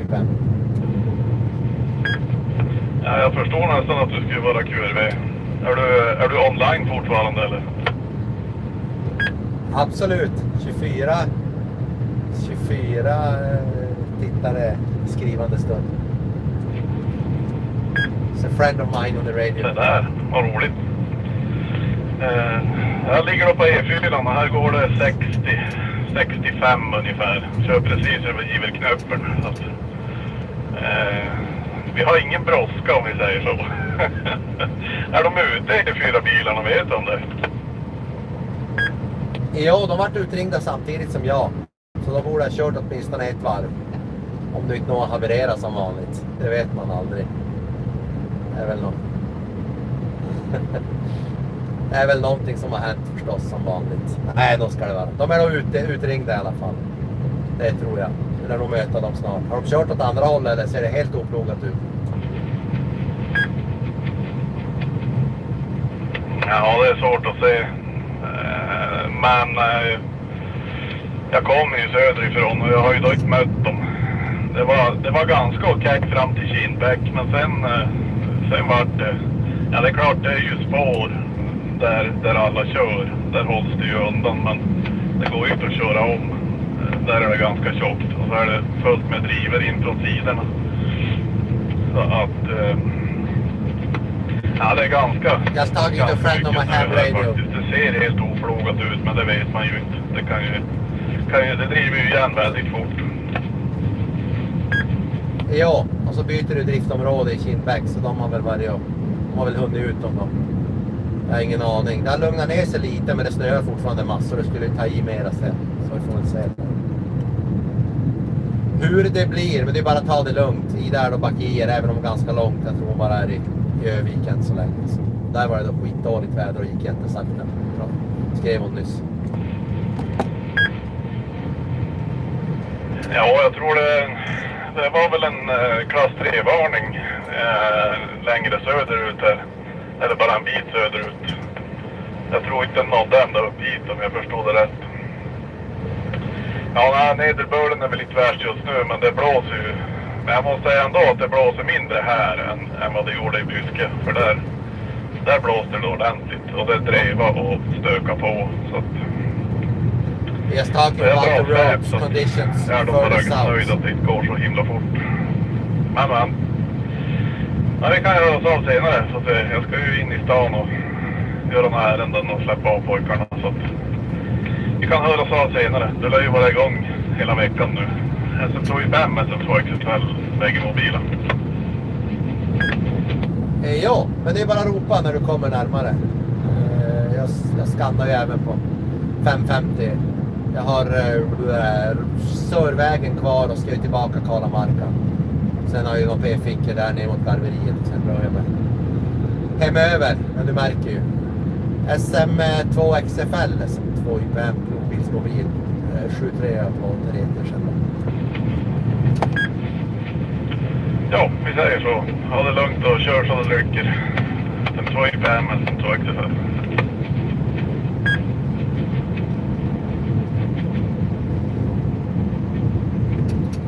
I just got called up for a friend on the ham radio. We figured out I was out driving. So.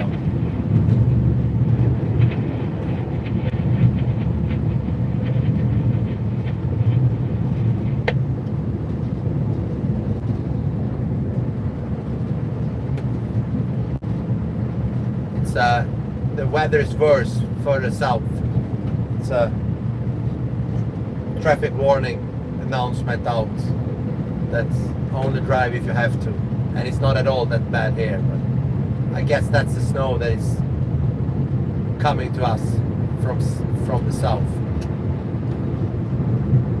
So far not that bad. He said that the road conditions were not good, but it was completely survivable. Just drive slow. They were going like 40 miles per hour. I think I translated that right. 55 kilometers. At least close to each other.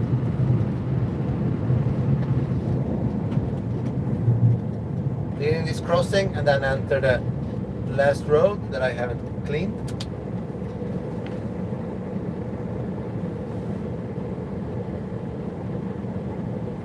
Just answering a text while I'm stationary.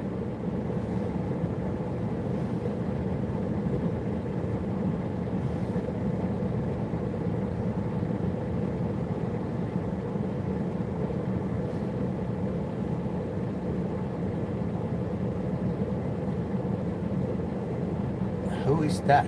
Someone texted me. Who is that?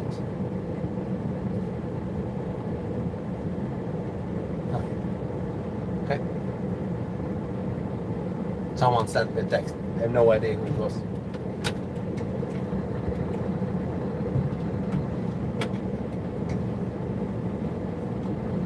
Please, reverse. Thank you. No.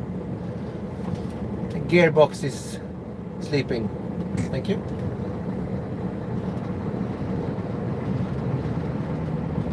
I try to be gentle with it and thank you when it's decided that it's time to change gear, but it doesn't help. It's still way too slow for my liking.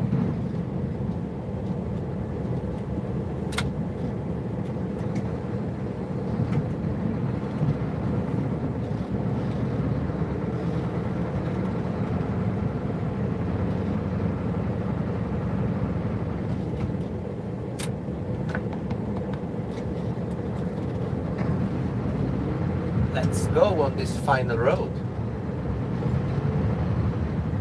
And you have seen it in videos before, but not the whole stretch of it. This is the road where I did my last video from last year. Plowing in blinding conditions, I think the name of the video is. It's this road. See to the left that it's starting to, wind is starting to pick up. It's leaking snow from the left side. Not that bad. Please stop at the crossing intersection car because it's quite narrow to. Please? No, of course not. Okay, then we slow down.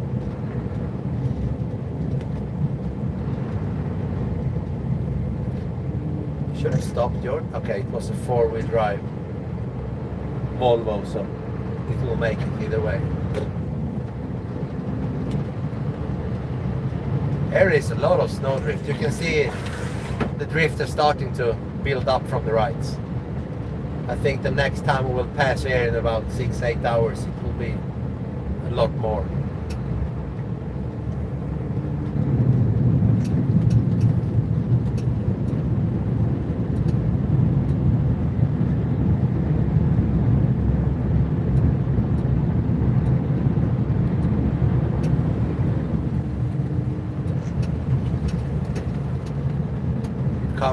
It covers half of the road.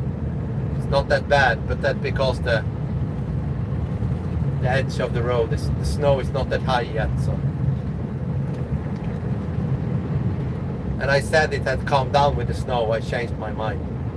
It definitely haven't. Put the charger in the phone in again. Let's charge it for a bit and hope it doesn't overheat again. No? Unsuccessful. There you go. This for a short while.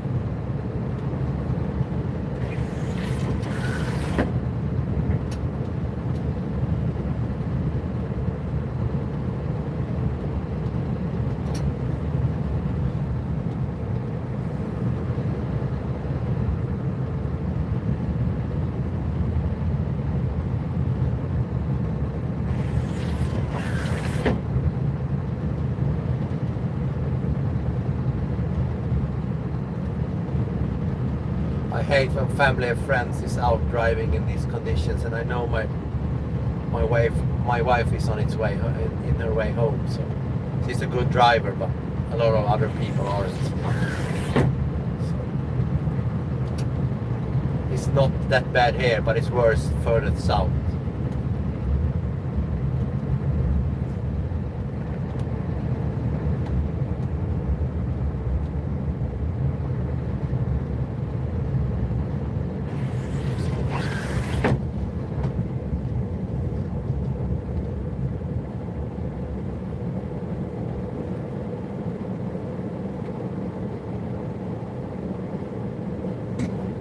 "65 kilometers per hour and 40." I didn't see how it's written there.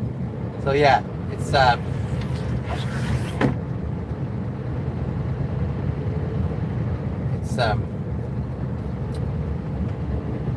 55. Doesn't matter.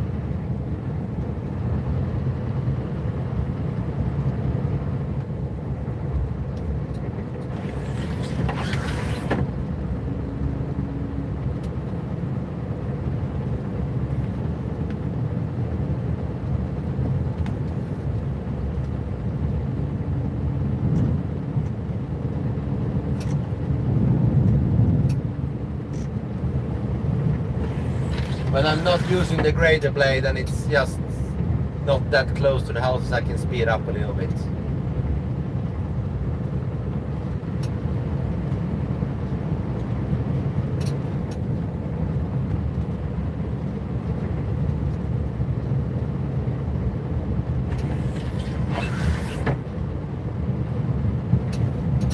I think we are reaching the point of my longest stream so far. I think we are a bit over 2 hours at least.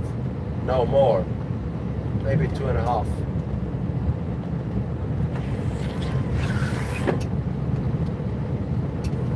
Because we had a bit over 1 hour before it decided to go south in the first stream.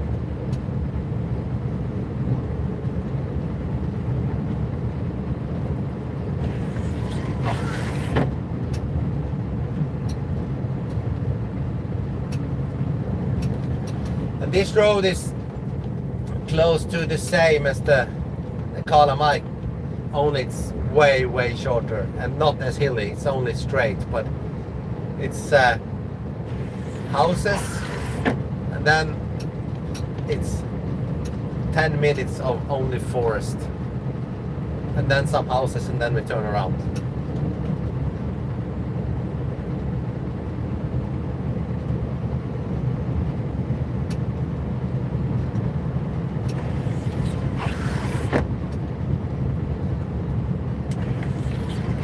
Now I can feel the wind is picking up. You can see it on the weather also.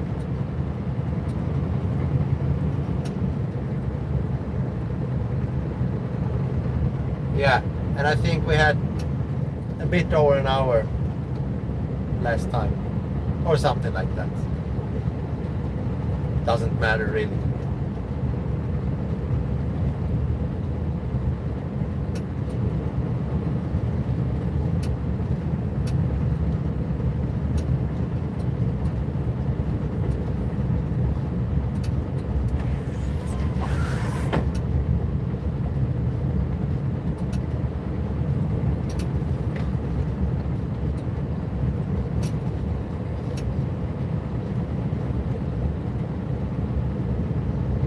Will be a short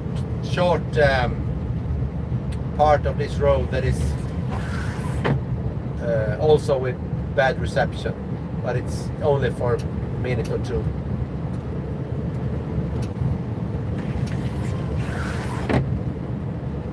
At least the the wiper isn't bouncing on the windscreen, because now it's frozen. So now it's only squeaking, it's not bouncing.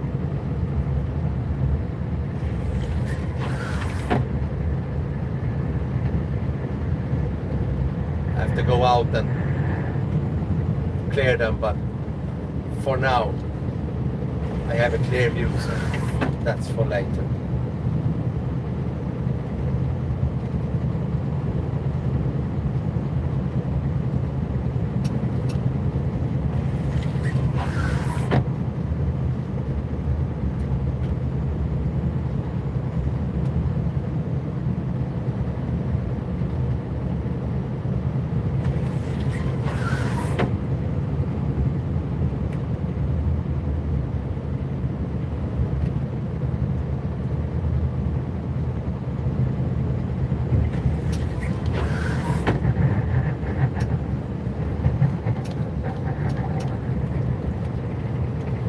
In the summer, this or in the winter also, but you can't see it, it's tarmac on this part, and the gravel road will start in a minute or two.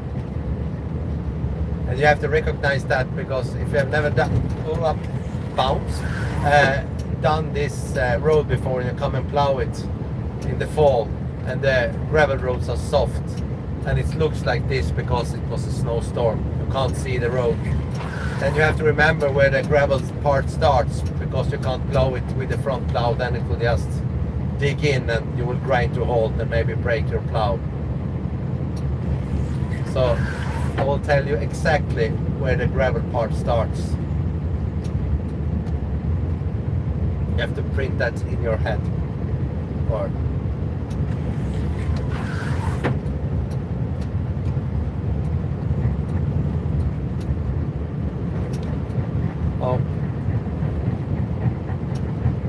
or else it will get bad. In the middle of the winter there's really no difference when the road is hard, but it's in the fall.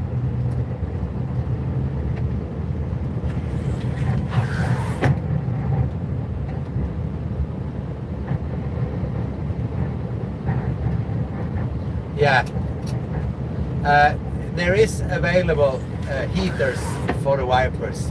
There's two kinds, either electric or water. In the really old Scanias, the 70s and the early 80s, they had a hose going from the heater core up to the wipers and heated the wipers. and it works really good, but they were always leaking, always. And it's still available, and it's better now. And on the old truck I had, there were electrical heated wipers, and it's really, really, really good too. But this one doesn't have it, and I think I will install it if I'm gonna use this truck for the next winter, which I think I will. Then it's an investment I want to make. It's a huge difference.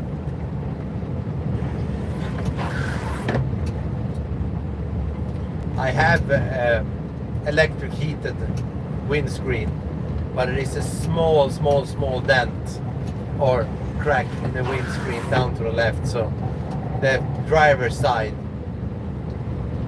of the screen is not working, windscreen, only the right side, and I don't need that. Anyhow, gravel part of the road starts exactly, wait,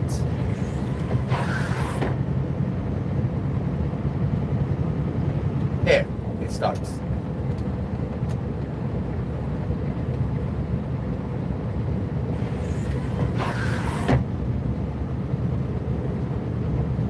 Yeah, that's really good. You can do that. Heat the screen.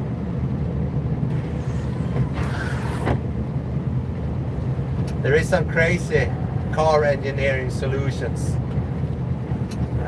if you go back in time.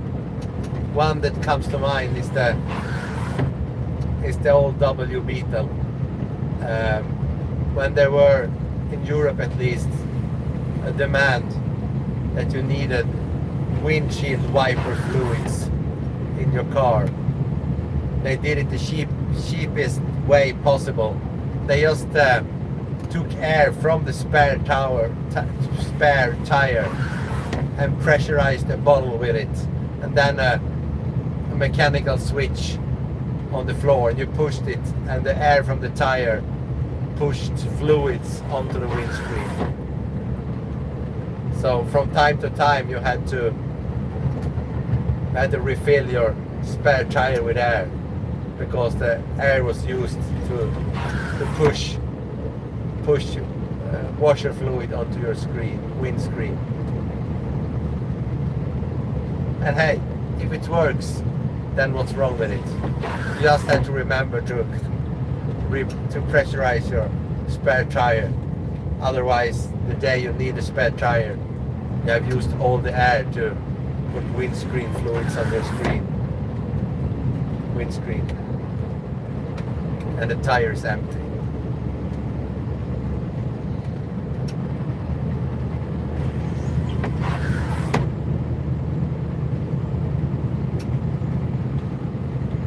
I don't think it was for them that many years. They replaced it with an electrical pump, but in the beginning they used the air from the spare tire.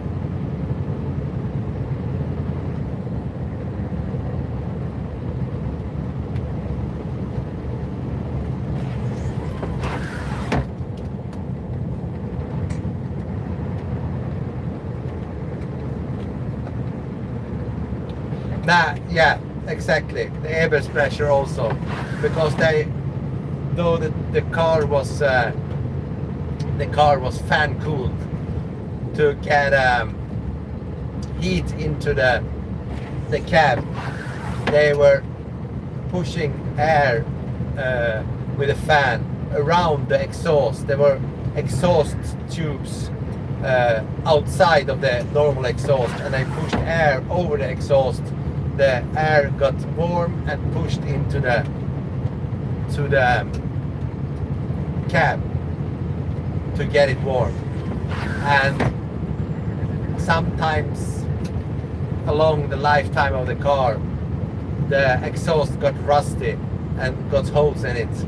And what happens then? Yes, the exhaust fumes will go not out, but follow the heat pipe and blow all the exhaust directly into the cab.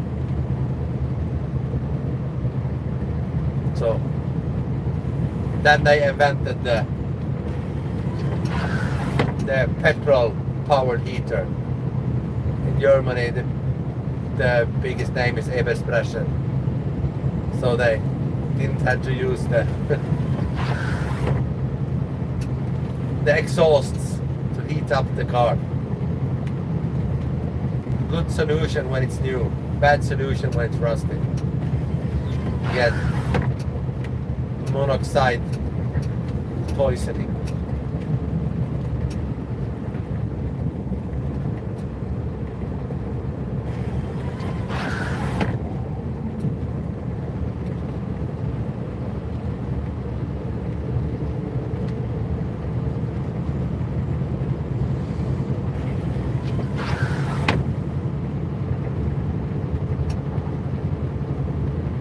Now we are really soon at the end of this road. And we'll go back, then we only have the return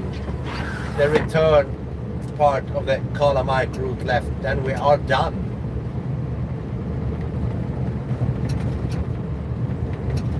And my truck just reminded me to fill up with AdBlue next time I refill my truck.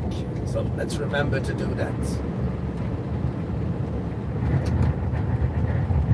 Does you use AdBlue as a thing in Canada and US, America?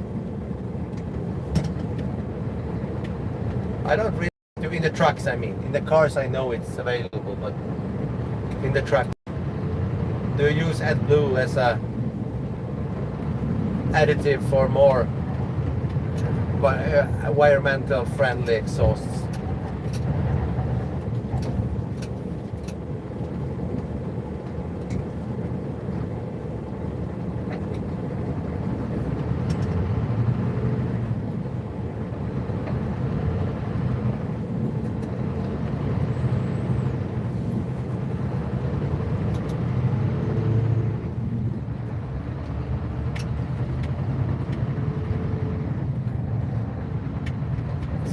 Crossing. There's a lot of snow in this crossing that soon need to get a wheel loader out here and clean it.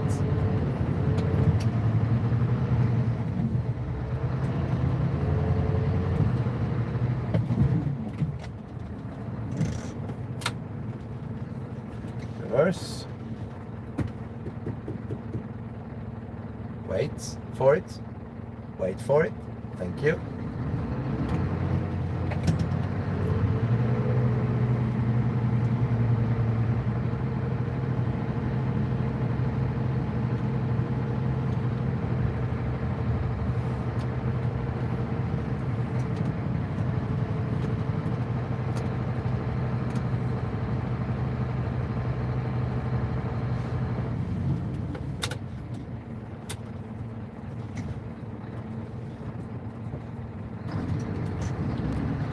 Diff lock off. If I have the diff lock on full on, it's really hard to turn in the crossings. I have to remember to turn it off.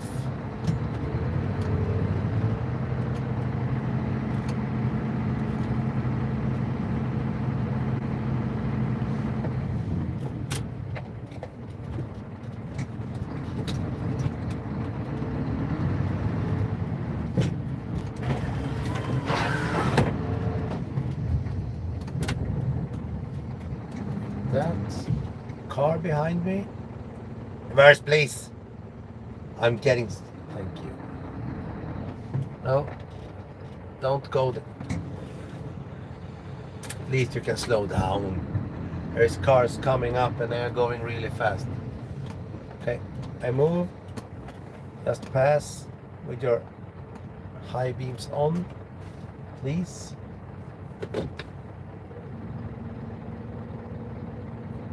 One.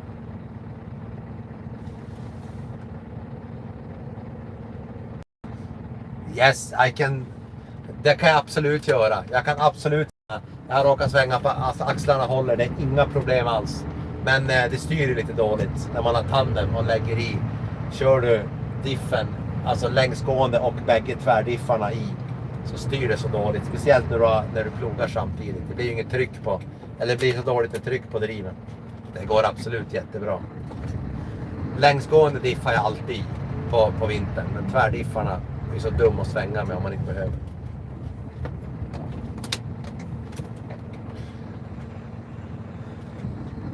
The diff setup on this truck is, if you have it in first mode, then you're just connecting the two rear axles with each other. So if you have no differentials on, it will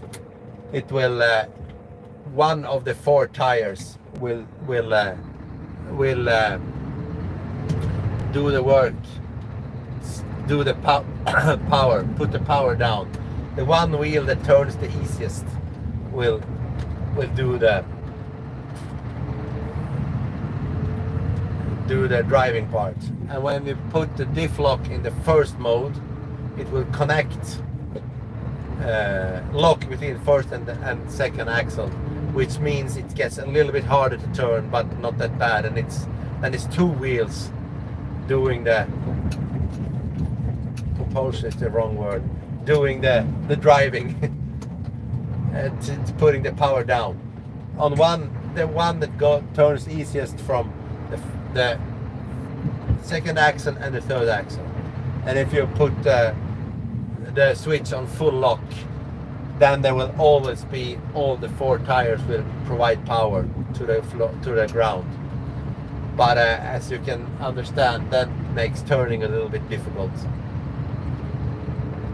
So only uses that when you're going in a straight line or small corners. But for now I only use the first mode. That's enough when you're plowing like this. If I'm going on a steep incline, I use both. But not necessary here. But I guess that's how all American tandem trucks and stuff like that works also.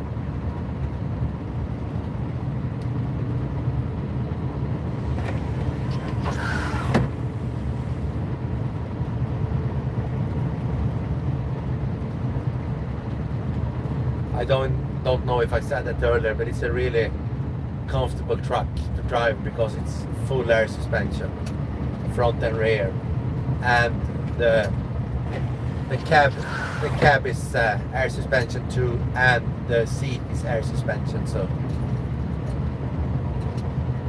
it's really a nice truck, even though it's older. It's a really nice truck to drive.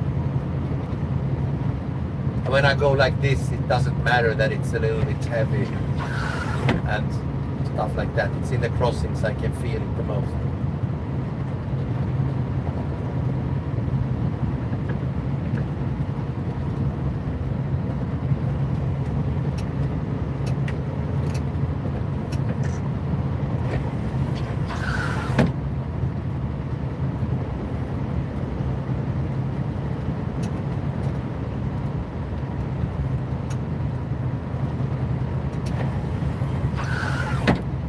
Maybe I have to go out and clean the wipers.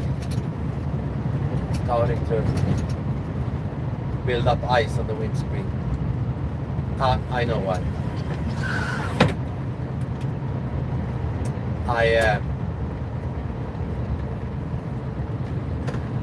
I didn't, when I stopped to check for leaks, I didn't turn the electric heated windscreen on again. I just saw that the button wasn't pressed. Stupid me.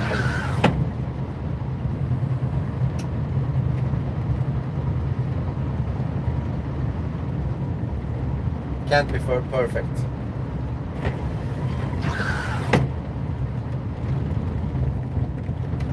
I don't want to be perfect. I want to be able to improve every day when I'm out working. Doing a little better work than last time.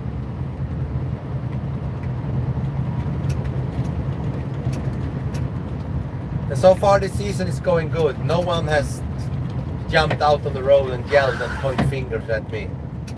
But hey, the season isn't over yet.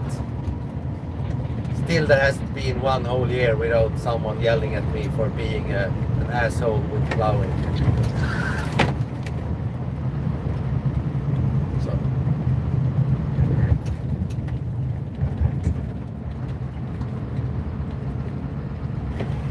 Yes, it is.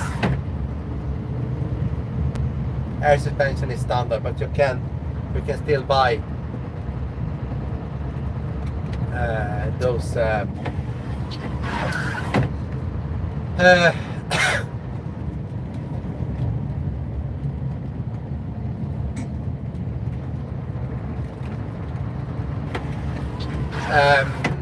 you can still buy trucks. We have 2 trucks from 2012 that is with the leaf spring suspension, but they are mainly used for hauling gravel in on roadworks.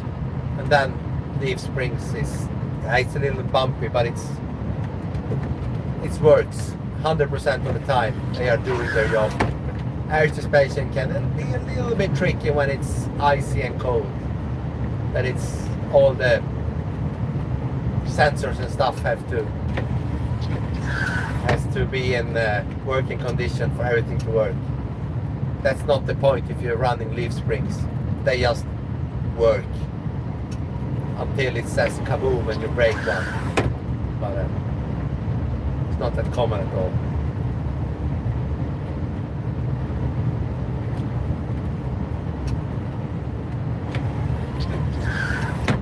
I'm really suspicious, and I would like to go suspicious. That's not the right word. Curious, maybe, about the new Scanias and Volvos with liftable tandem axles. So even though it's a tandem drive, you can still lift the rear axle up. I would really like to try that. That's one thing I miss is on these trucks. Being able to lift an axle when turning around on narrow areas, especially when you're hauling something in the wagon.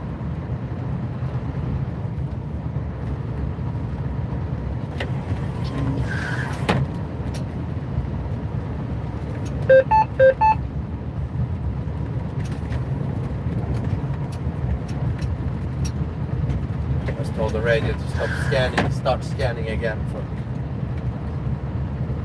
different frequencies.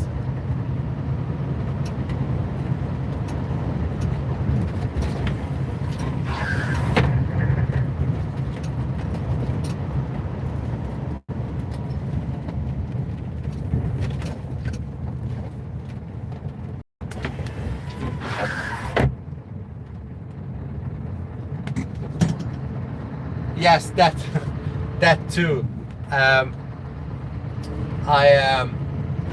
Of course they do, and there is nothing I can do about it. There was a lady last year. Too bad I didn't get it on video. I had the video, but I forgot about it, and it got overridden. She had just cleared her roads.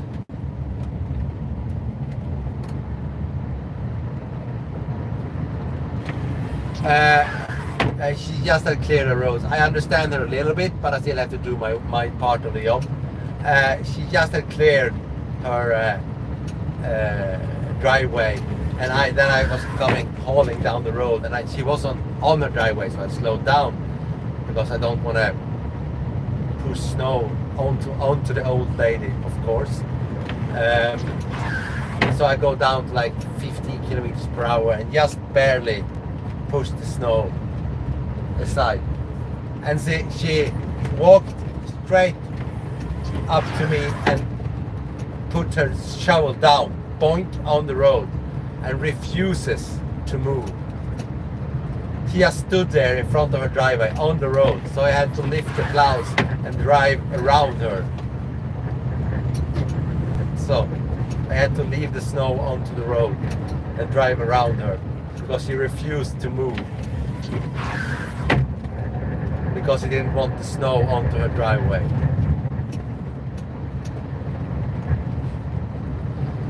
I was just laughing about it because it wasn't that much snow I had to leave on the road, but it was a For me it was a funny moment. And I guess for her it was a victory. She didn't tend to clear the end of the driveway one more time.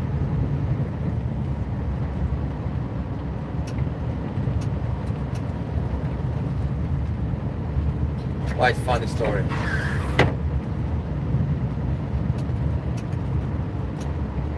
And a couple of years ago, a man called to the road keeper, the one that calls me when I'm supposed to go out and plow. A guy living on my route called and wanted my number.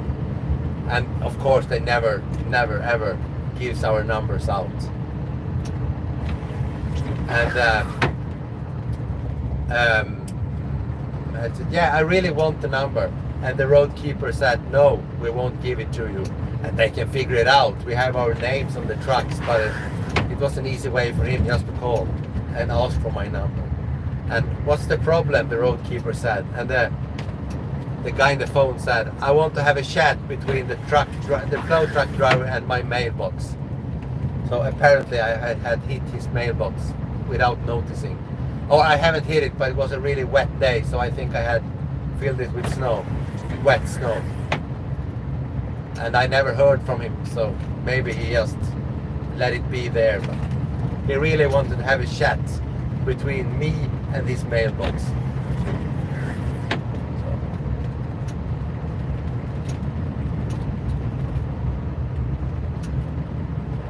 But other than that, people has yelled at me, yes, because I plowed and I'm not plowing exactly like they think I should plow. They want me to go on the other direction of the road. I'm gonna start in the other end. Because all the smaller roads I can do, as I said, 80-85% in one go. Or I do, because my truck is so wide. And of course the one living on the right side, where I go first, they got the most of the snow on the driveway. And for the ones who lives on the other side, when I turn around, gets a lot less snow, just because, yeah, I have already done the most of it. That can be a dispute sometimes, and they want me to go on the other direction. And I mean, I can, but I always go the closest distance. It's far enough still to plow 187 kilometers in one round. And so far this route we have done 129.4 kilometers.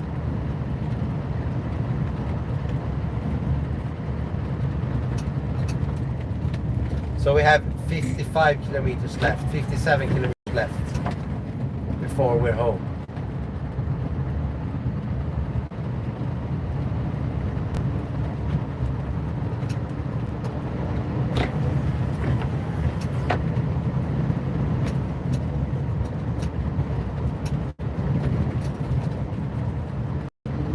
Now when we're soon at the end of this road, we'll go back on Kalamark, and as I said, I was going about 40 kilometers per hour in one direction. I can go 60 in the other direction because mostly of the snow is already cleared.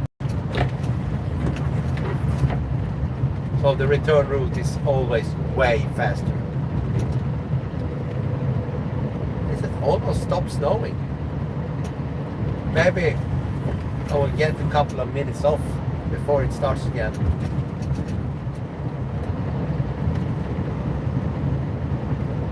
Or as you have seen, it's not at all much traffic. Yeah, it's enough. Don't go into the ditch. Thank you. Some people are really good parking at the edge. Some don't.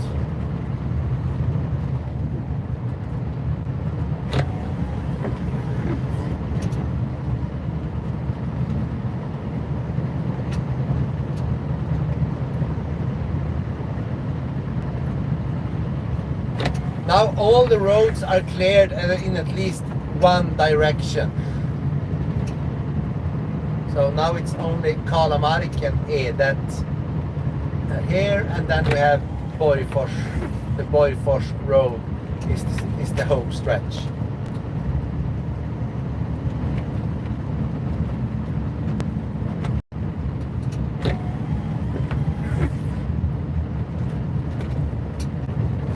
Please stop in the crossing.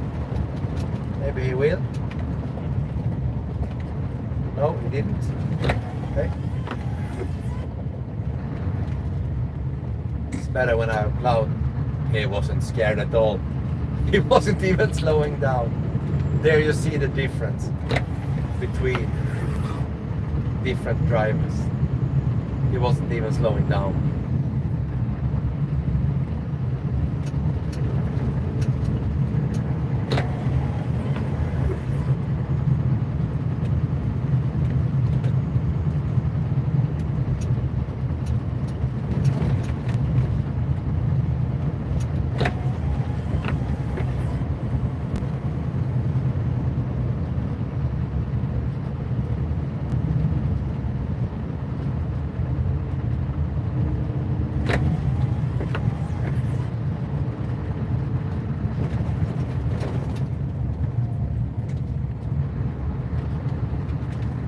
Oh.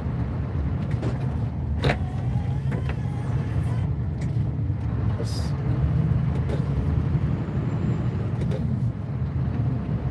Just when I said, oh, there's no traffic, all the cars will come at the, just because I'm almost at the end of the road.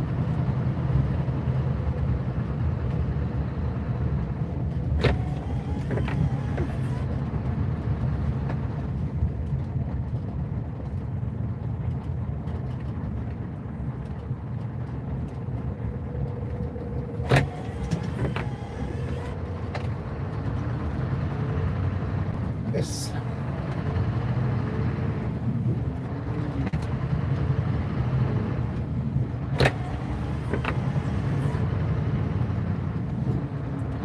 Let's collect this crossing, left is this crossing, and turn right.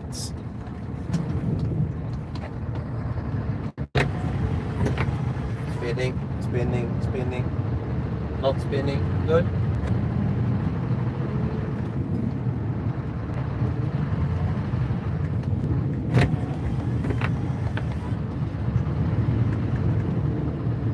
I have to remember every time I put the grader blade down, I have to push a button on GPS that tells the road keeper that I'm using the grader blade, because it's a lot of drag to use the grader blade, and then the fuel consumption increases, and so I earn more when I use the grader blade, but I spend more using the grader blade because of fuel and wear and tear on the truck.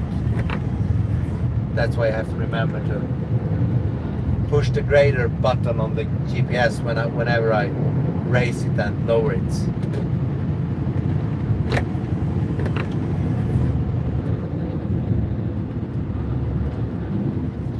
Cars are gone. Clearing these pullouts.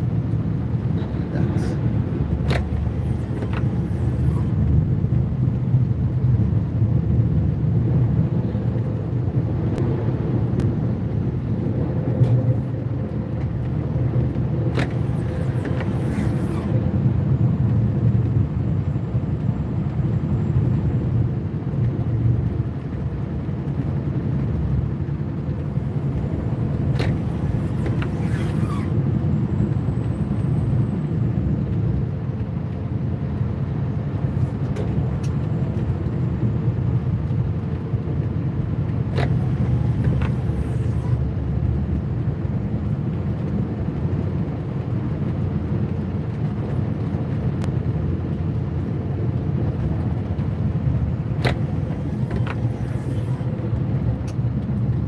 now it's only Monday, Tuesday. Yeah, it's 2 days left before the kids will go back to school, and I think it will be quite difficult to get them back, because and in the right routine. They are awake way too long and in the evening, and sleeping way too long in the morning. Yeah. Damn it.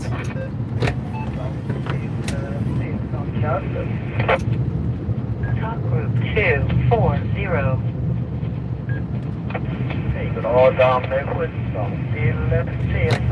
South Sweden again. Skåne.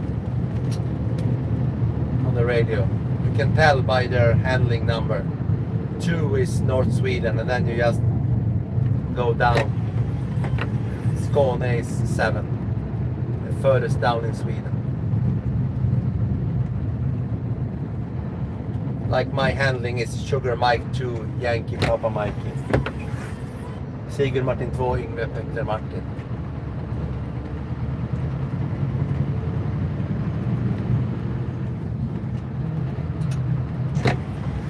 So, let's do Kalamark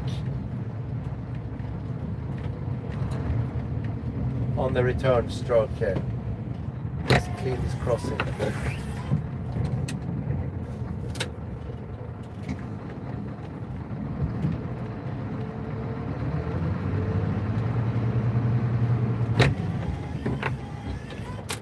If some of you has been with me from the beginning, I'm really impressed.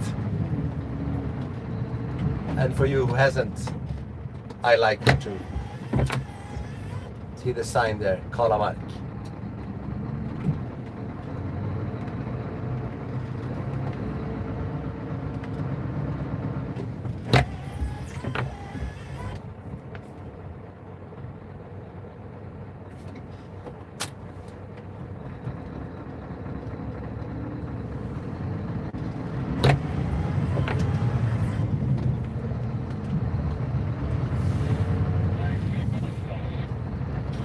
I think Sugar Mike 2 is down to south of Umeå. I think it's a 3.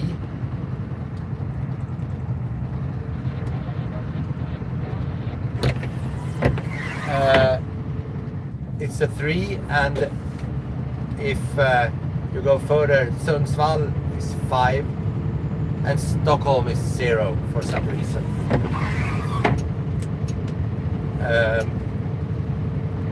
And then you have 6. I don't have the exact locations, but Skåne is 7, furthest down. And if I should move down south in Sweden, then they will change my handling number. I think Stockholm is 1 also. There are so many. I think they are 0 and 1. Don't quote me on that, but I think it is. Check it up online.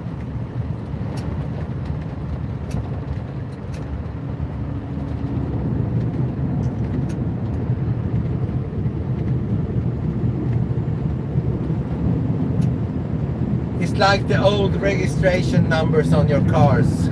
You got the number depending on where you, or the alphabet depending on where you live. Yeah, like on the old number plates. In North Sweden we had the first 2 characters were B and D, Bravo Delta. And if you go further south, the next region was Alpha Charlie, and then numbers. But that's from 1974. That is not how they use it anymore. But all the cars until 1974 was given numbers. No.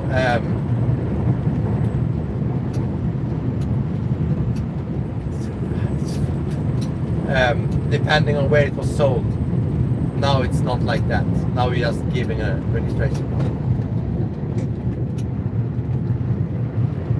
I haven't seen the cyclist yet. I wasn't turning around immediately, so maybe he's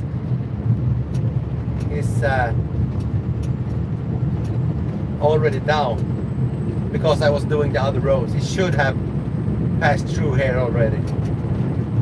If I had turned around immediately, I would have seen it, but I don't see any tracks.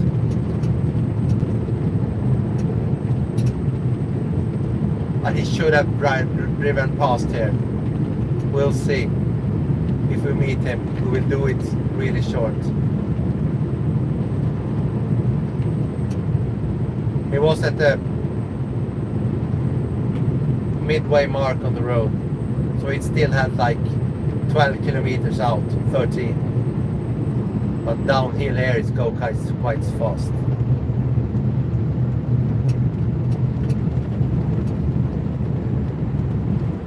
Whoop. Don't drive into the ditch, please.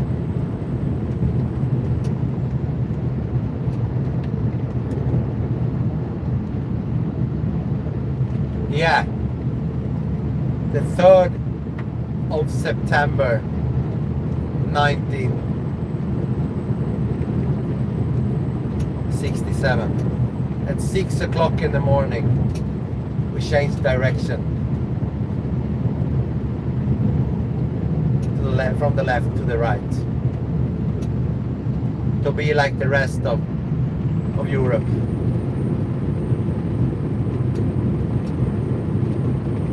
The strangest thing was that we never used right-hand drive cars like in England or Great Britain.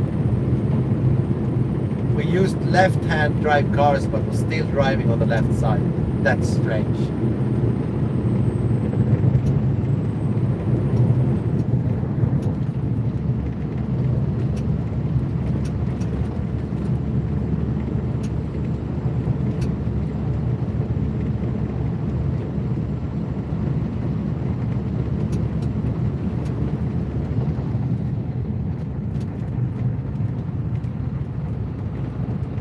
Yeah, you do. And you have the steering wheel on the wrong side. That's what I mean. At least you had it figured out that if you drive on the left side, you had the steering wheel on the right. Yeah, the buses had to be right-hand drive because you need the door on the right, on the left side. Yeah, because if you drive on the left side, you want the steering wheel on the right. But I don't understand. But we decided to correct that. So England is just ignoring the facts that the rest of the civilized world is driving on the other side. Or not. Not always, but most of the countries are doing that at least. If Thailand, right? And Australia and some other countries. Or maybe, don't quote me. I don't know really.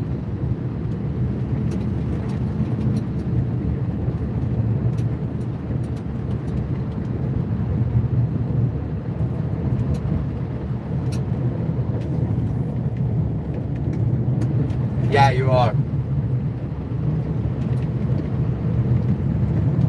I have a friend is a bit hard to say, but yeah, in Japan, of course. I know two people that I have met from England, from Doncaster and from, wait,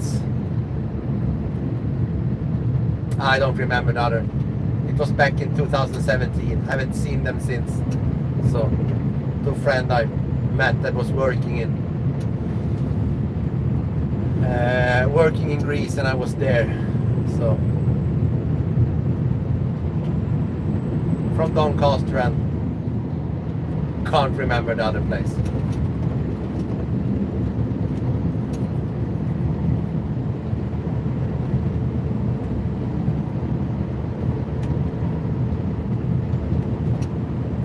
Now you can see that I'm really hauling now. I'm doing 60 kilometers per hour.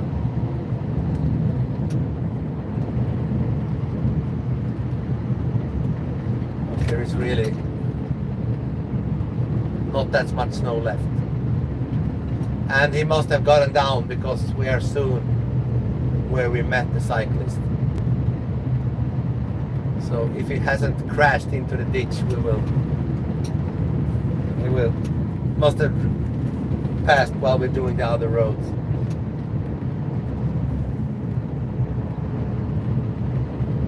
That's plausible. I have never been to England. I really want to go there, but I never had the opportunity yet. I will. I have been to France, and we drove, actually, me and my girlfriend, before we got the kids. We drove from North Sweden all the way down through France and to Venice and back in 2 weeks, 2.5 weeks. I had a really, really good time. It was back in 2010, I think. Then we were planning to go to England, but through the tunnel. But it never happened because I had to go home and go to work, sadly. And we will soon get back, and you know, then life happens. Kids, house. So, but the kids are getting bigger, so maybe soon we'll go there.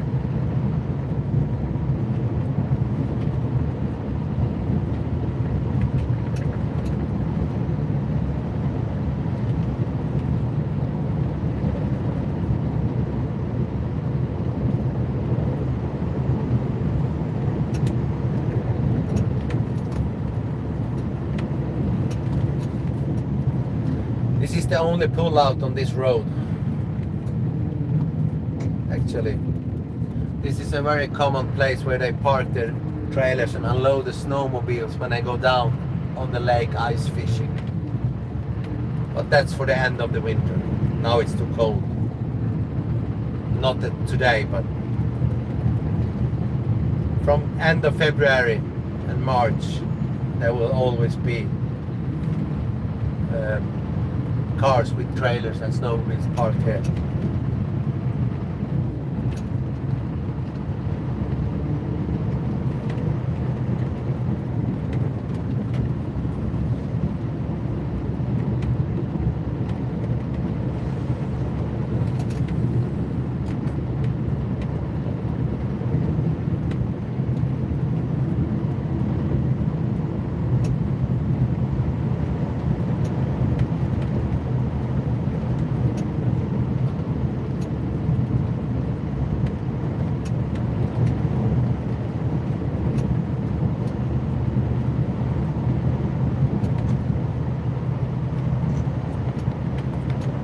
We'll soon go into that region with bad reception again.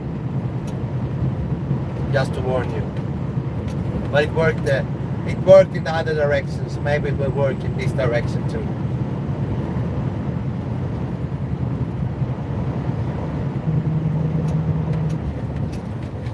Phone is calling, be right back.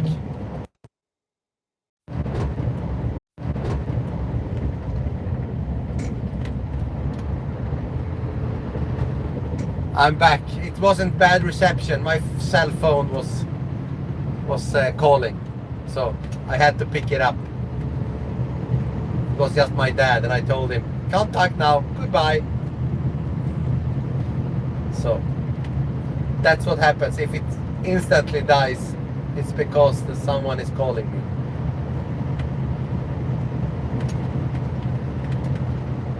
But I think it had worked out good. Only 4 so far in these hours. Could be a lot worse. My wife haven't called once because she knows that when I'm streaming she's not supposed to call. Yeah.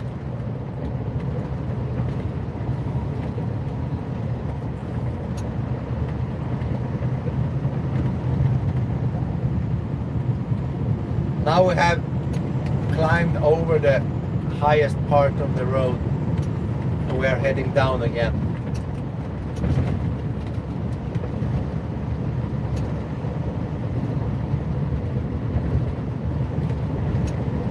As soon as I have time, I will complete my stream server for YouTube and then we'll have multiple angles and also a live map updating where I am, and I will be able to change angles and stuff like that. I have tried it on Twitch and it's working really good. Just have to set it up for YouTube.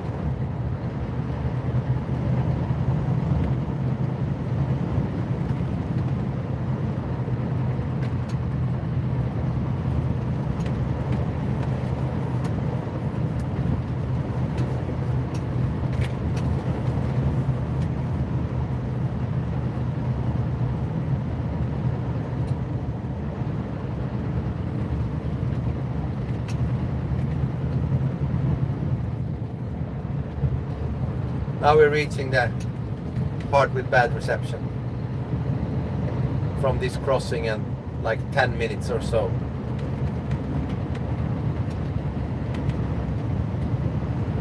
Hang in there. I will be back if it stops working.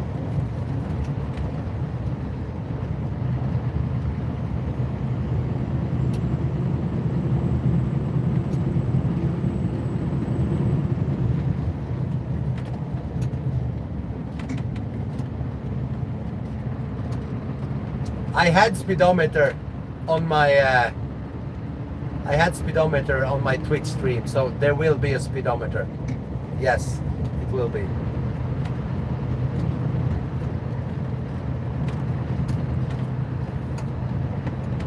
Just have to set it up, but it won't happen this week, of course, because it will be a lot of work, and not next week, I think, either, because.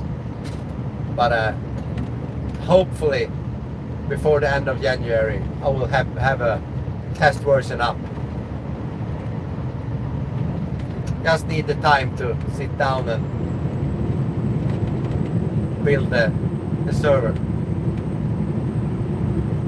and install it and configure all the stuff.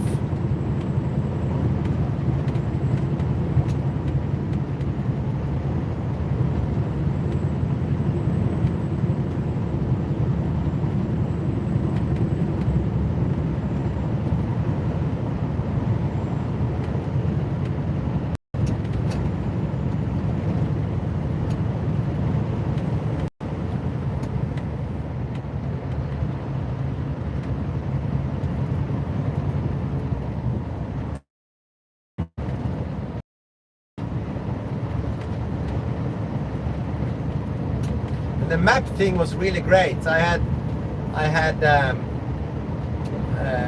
buttons on my phone I could change to control the stream, change angles and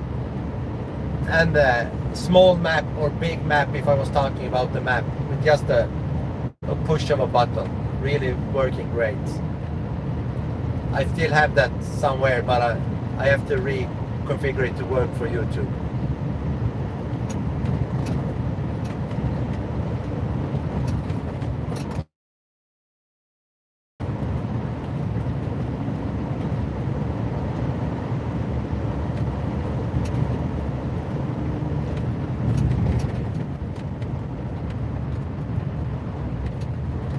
Yeah, but I'm going downhill, so I'm soon down. I'm going quite fast, so just per hour.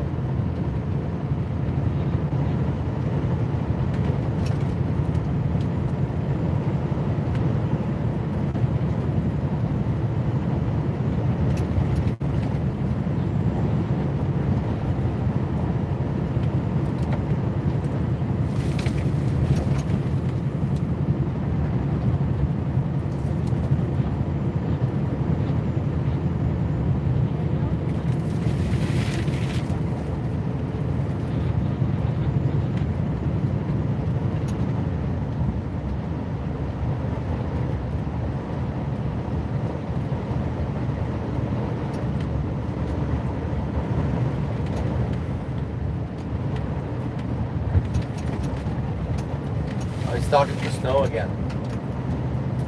A lot.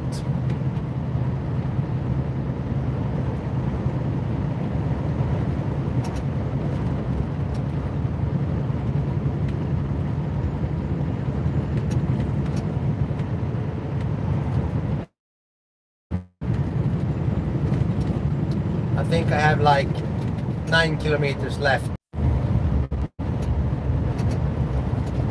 The stream disconnected for a couple of seconds, but we're back. That must be in the part with no reception at all.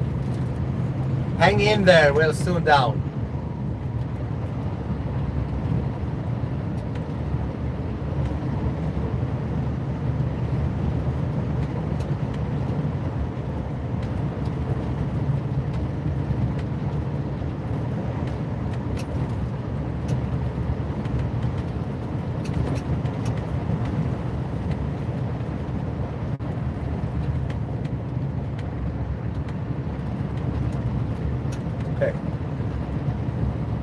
Couple of years ago, maybe 2 or 3 years ago, it wasn't even, you couldn't even talk on the phone there, but it has been better. So I guess they have put a new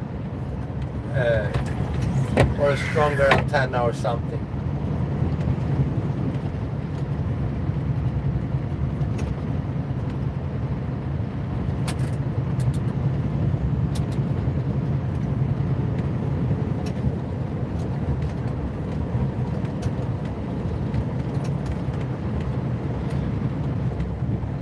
Supposed to drive past very soon a gravel pit.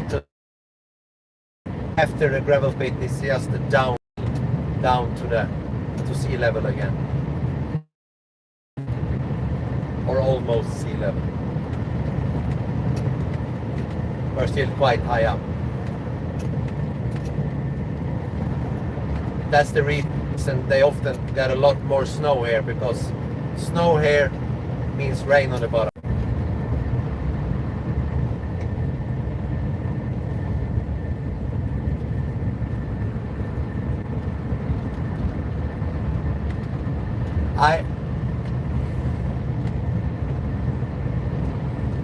Stupid phone. He wanted me to update the firmware right now. Nope, I said. That's why it's... Here is the gravel pit. Or at least a small one. Now you can see we drive past this, and then it's just downhill from here.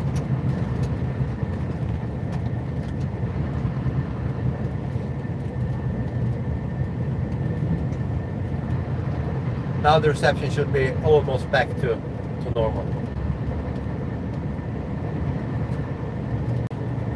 Yeah, exactly. In the middle of a live stream with no phone reception.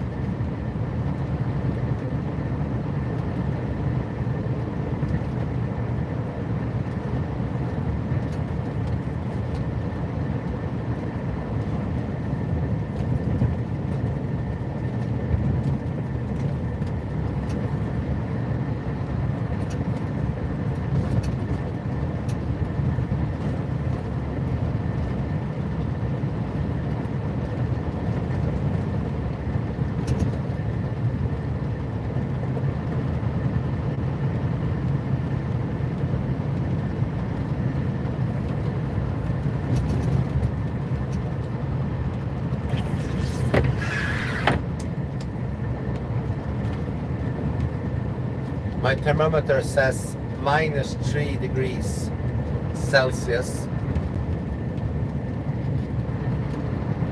In Fahrenheit it's like 20-ish or something. 17, 15. And in Kelvin I have no idea. I have no idea in Fahrenheit either, but I think it's about around 17, 15, something like that. 17. And Kelvin it's like 200 and no. I don't know. Yeah, I think -6 is about correct, because when I'm plowing, it's snow is forcing down in front of the truck is not that accurate. But so -3 to -6, I think it's quite correct.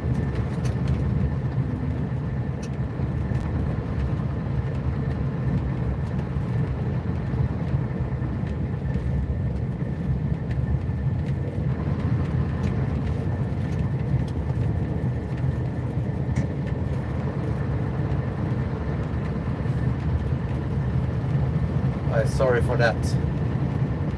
Should be better.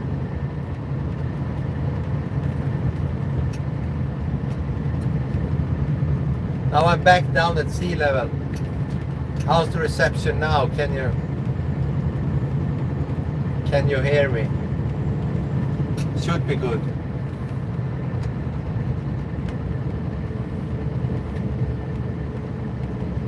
Yeah. 4G at least. 4 bars with 4G. Can you hear me? I hope it's working.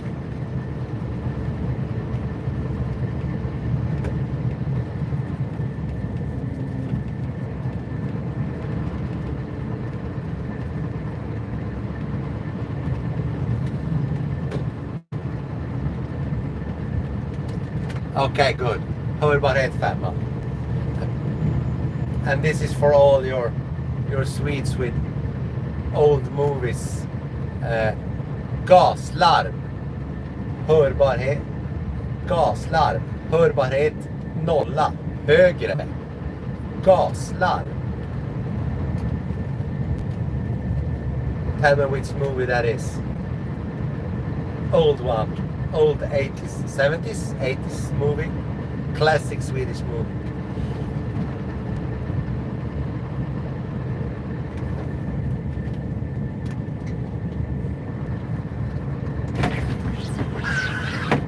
Yes, exactly.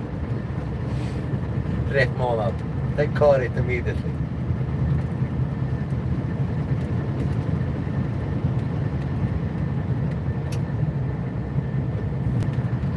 Bron är sprängd har jag sagt. It's an old Swedish comedy about old men doing their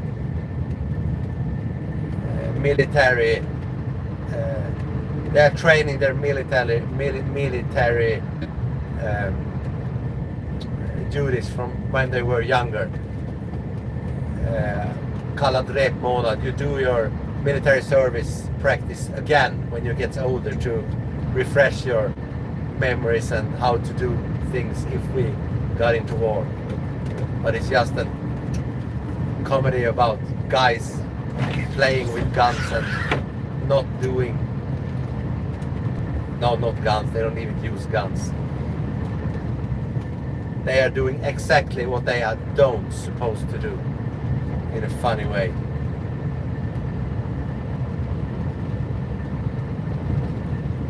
There's always that one guy that try to do things serious, and he just gets mad on the other ones. They just want to play and go to dances and meet ladies and make fun of the military.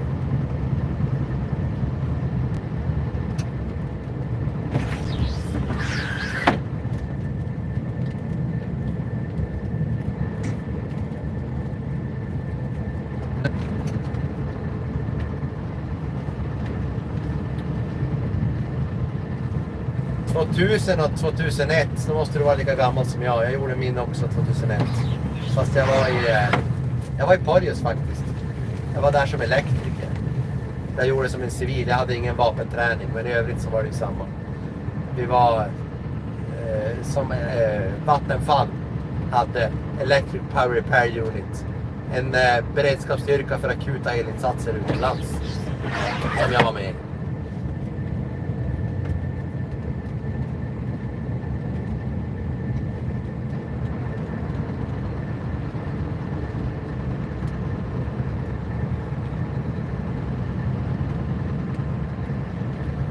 And we are down. We survived a trip along the famous 512. Or famous for me, my nemesis.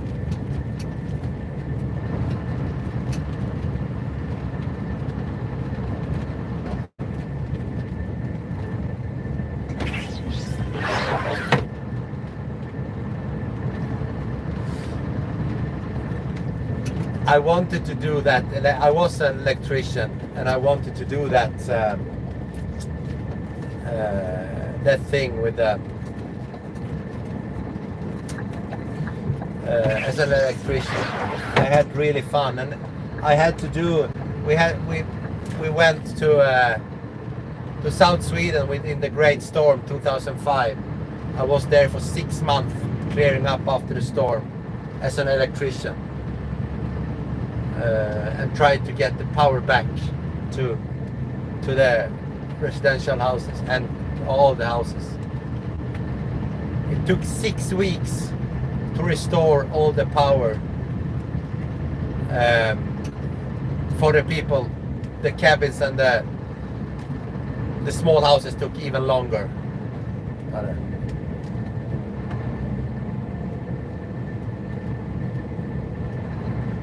Yes, it was really fun. Weapon or no weapon choice. It was really fun, and I miss them. I met so many good friends.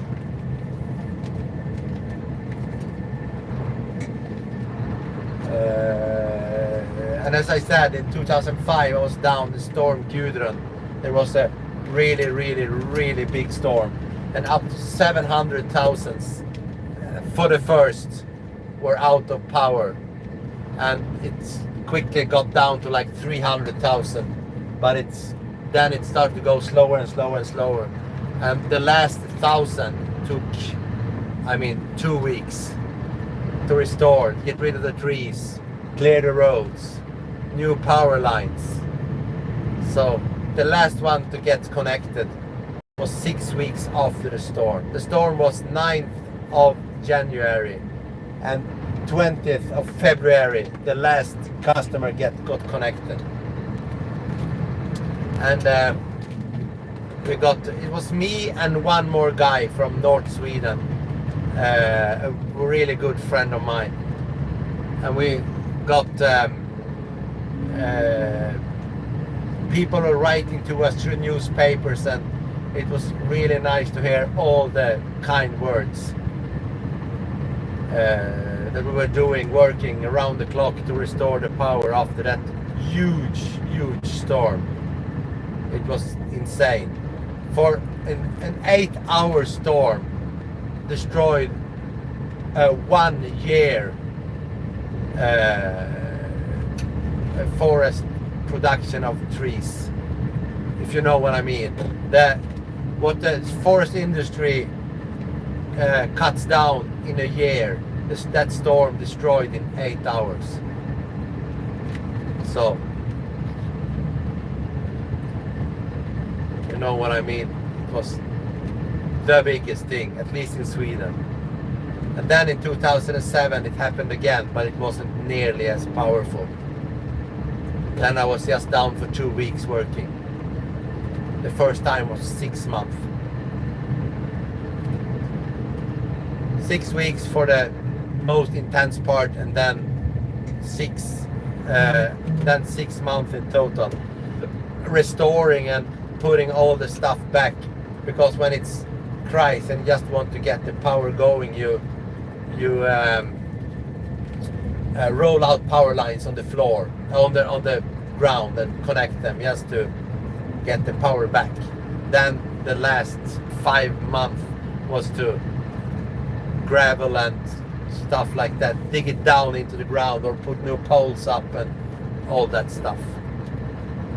It was a memory for life, and that's I got called out on that because I had done that the military thing without weapons. So I was in the papers, so I could go and do that. I was on a big 3 weeks drill in Finland also.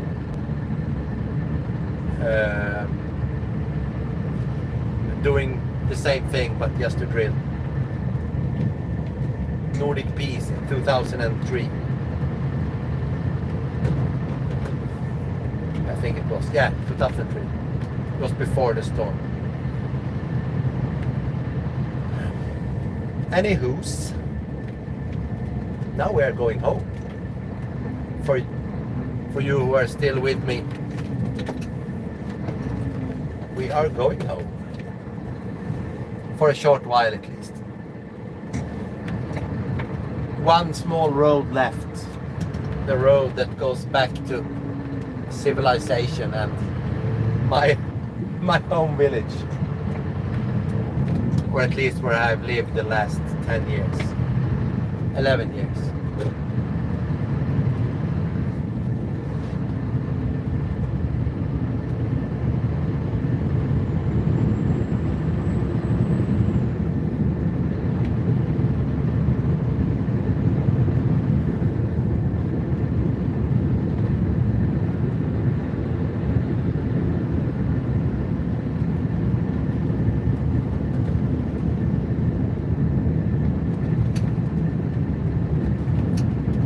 Yeah, it was insane. It was one of the coolest things I've ever done in one end, and on the other end, the millions and millions and millions of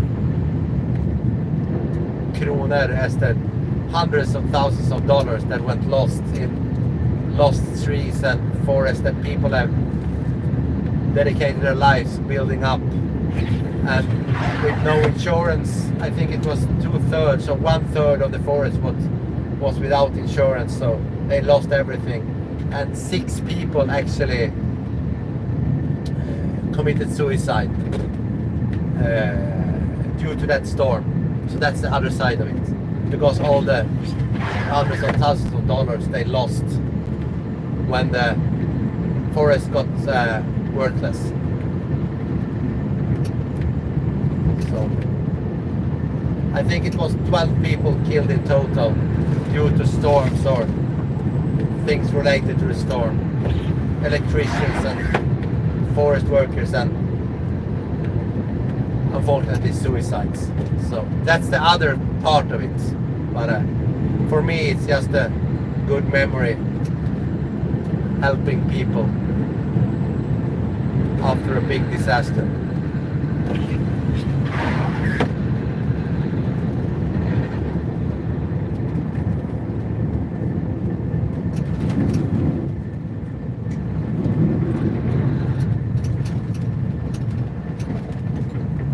Oh, here it's snow drifts. You can see here. I think the next round will be a lot more. I'm really hungry. I haven't eaten lunch. That's why I'm hungry. So yes, let's go home and have lunch, I think. Or dinner, and sleep for an hour or two.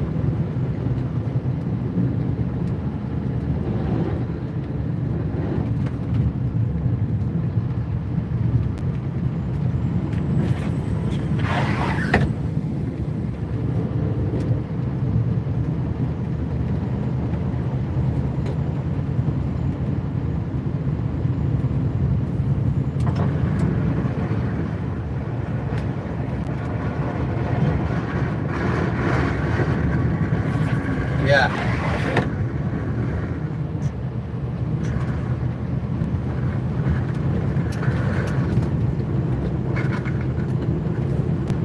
But in 20 minutes we'll be done. Let's do this road and go left and then go home.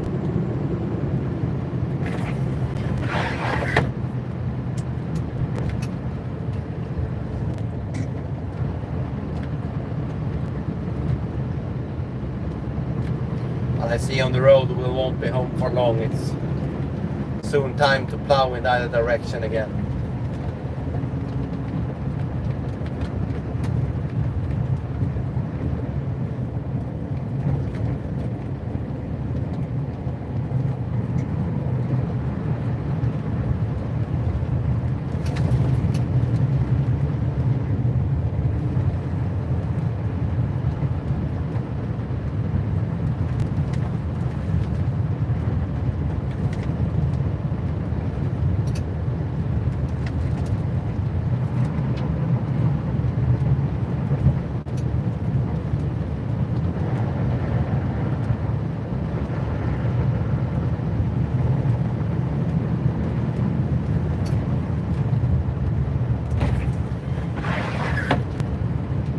Jag vet inte, Kanske inte direkt efter.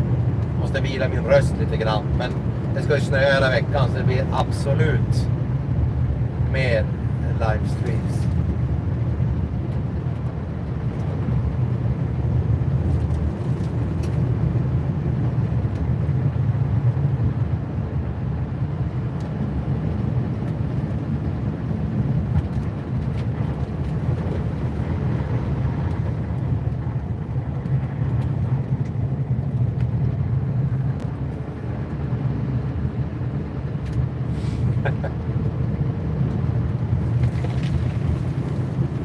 Yeah, and it's really, now it's coming down hard with wind and snow. So it's gonna be a turn and burn.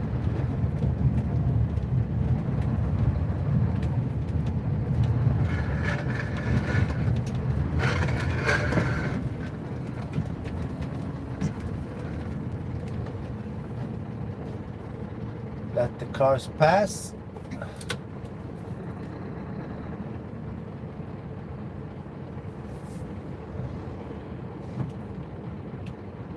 Just have to wait for the cars to pass before I can do the final crossing there.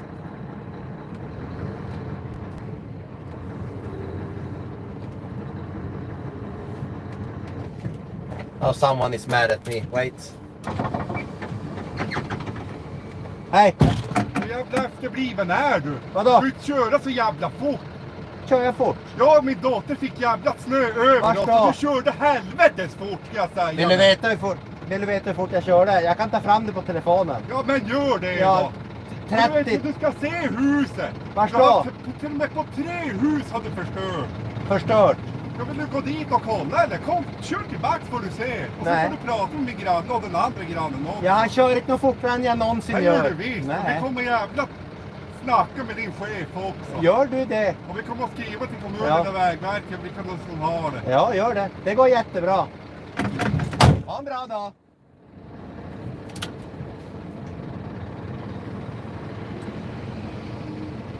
That's what I meant. Now someone was really mad and told them I was driving through past their houses fast. And I wasn't. So, you hear?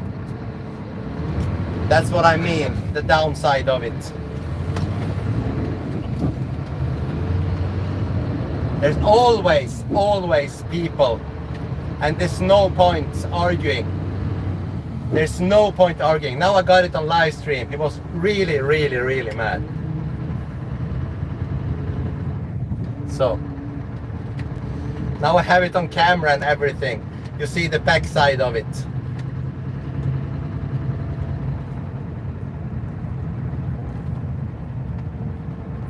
And maybe I was driving, I don't know. I wasn't driving any faster than I normally do. I have it on camera. I can go back and watch how fast I was going.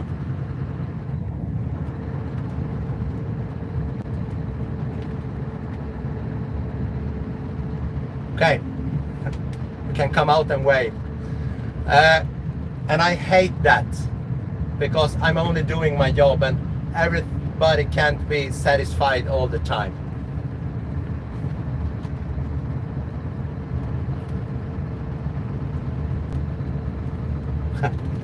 Yeah, I have it on camera, speed and everything, so I will go down and check. I knew he was mad at me. I was planning on locking the door, but I didn't. Yeah. You can't please everybody. And if I do something wrong, I can stand by it. If I go fast, I can say I'm sorry. But there's no point opening my door and yell at me. If I did something wrong, I will apologize. But you know.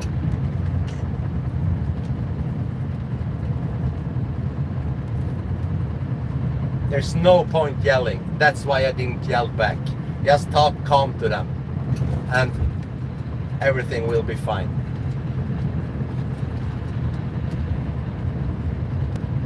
I've driven past those houses for the last 10 years. So I know I can't go fast there.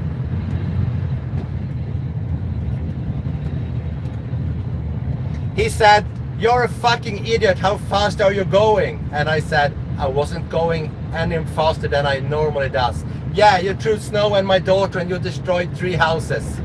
And I know I didn't.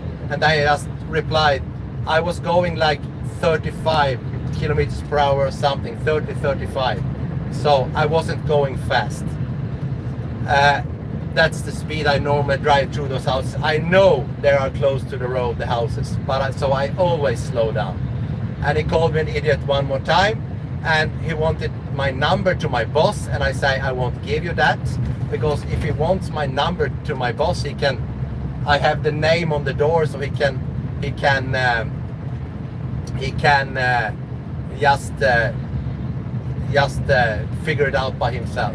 So what's going to happen now? He's going to call the road keeper, and it's the one who is on call on the road keepers today, and they will call me, and they will check their GPS, and they will check how fast I was going past the house. Everything is on, and I have the camera.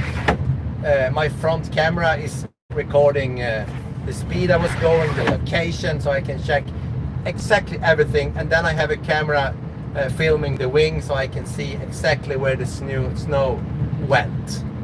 So I will go back and check that when I got home. So I checked exactly how fast I was going.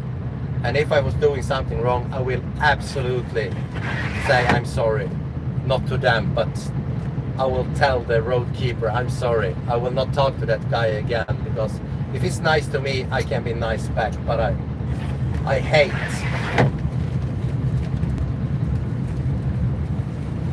the cabin is my the cab. It's mine. You don't just pull the door open and yell at me. Just don't do that. There's no point.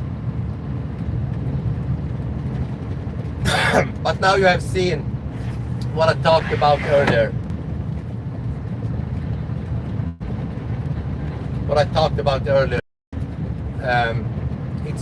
This is the downside of you can't please everybody. But I have never had anyone do that to me. So I guess in a 5 to 10 minute period, the road keeper will call me.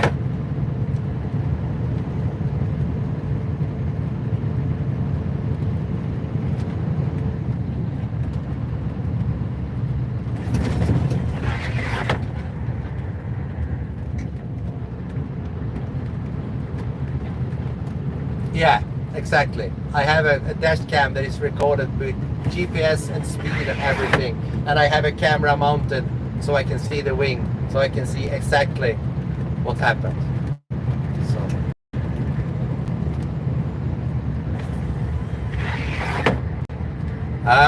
I will go home to eat at least.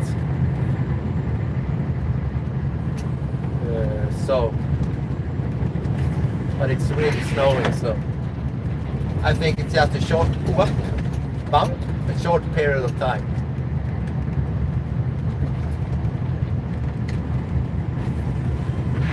And I think I know that guy. They have recently moved into the house. I think it's just a year ago or so. Something familiar with it.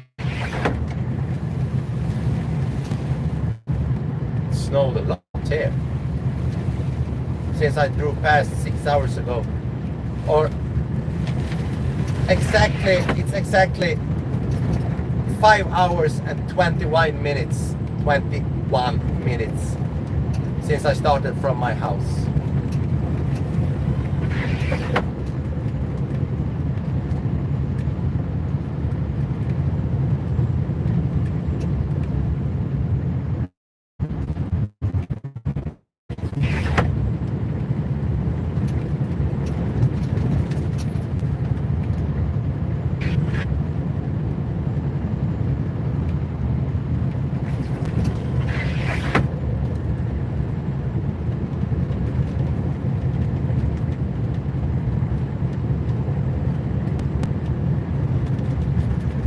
The last 13 kilometers.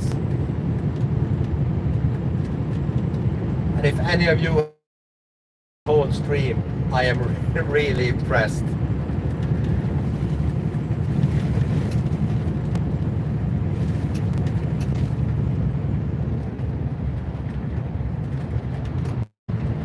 Yeah, something like that.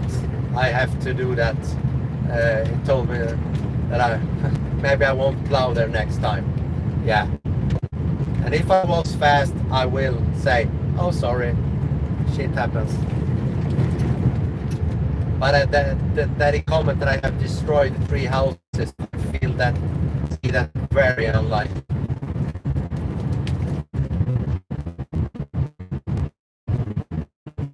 And it's a very weak house.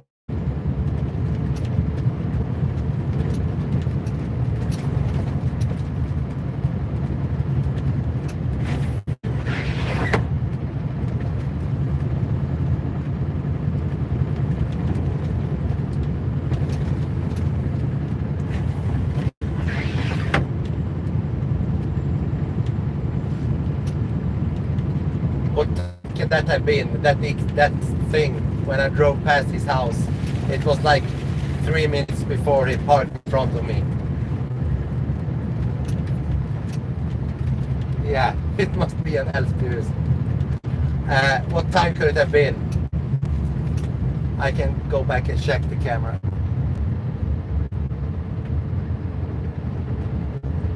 Yeah,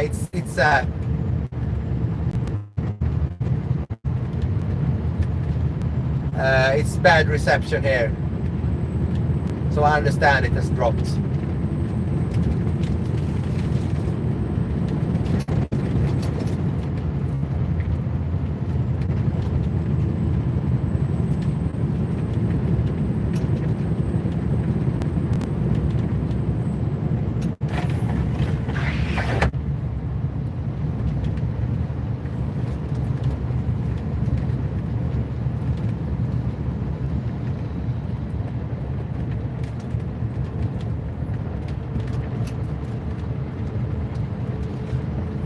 Nej men precis, och har jag gjort fel då säger jag precis ursäkta, men saker ibland blir det galet och jag tror inte att jag körde fort där förbi.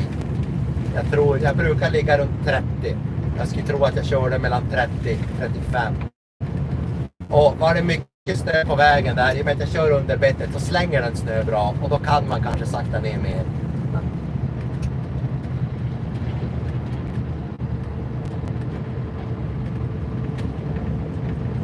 Ja, precis ja. Det är ett grått hus på höger sida och sen är det röda till vänster.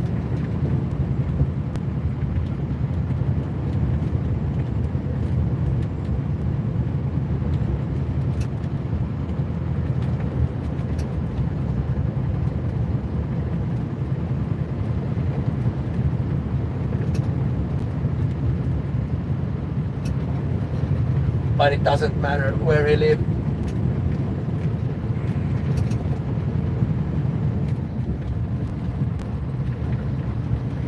So this marks the point where I have exactly 7 kilometers left.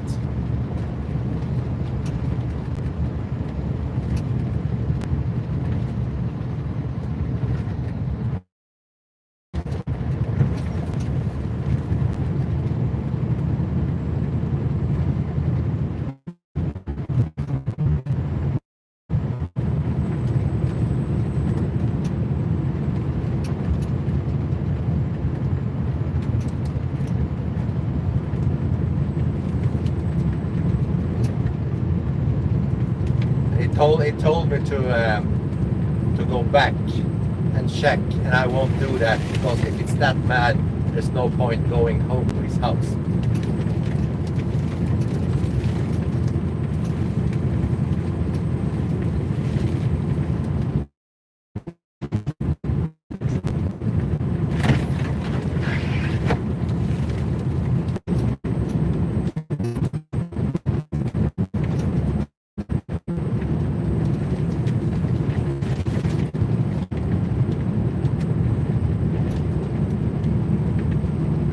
Five kilometers left.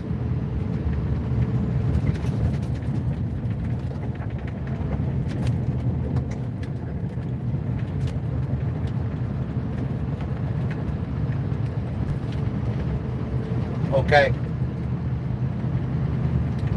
Ja, jag vet inte. Jag ska kolla.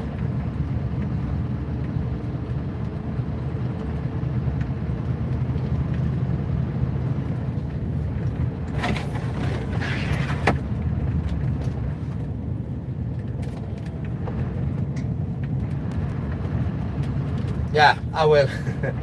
I will do that. I will definitely do that. Even if was my fault and I was going fast, I will still do an update. Because I'm not that. If I done something wrong, I will correct it.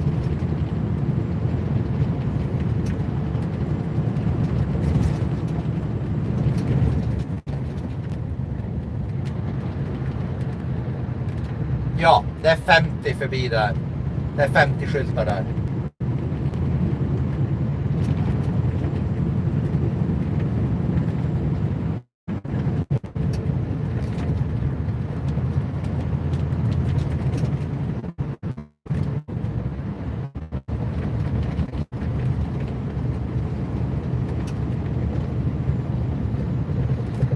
Ja, skyltat alltid efter 50, men jag kör aldrig så fort för då slänger den snö så in i helvete. Sorry, having a conversation in Swedish.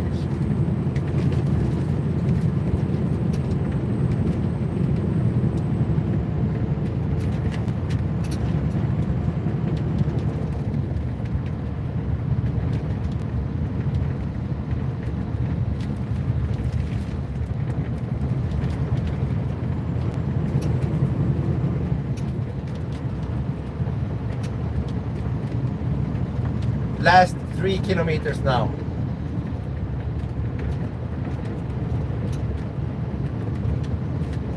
Ja, det kanske var det. Kanske var det. Jag ska kolla. Jag kollar fort jag stammar där borta. Ska jag stanna och kolla. Så.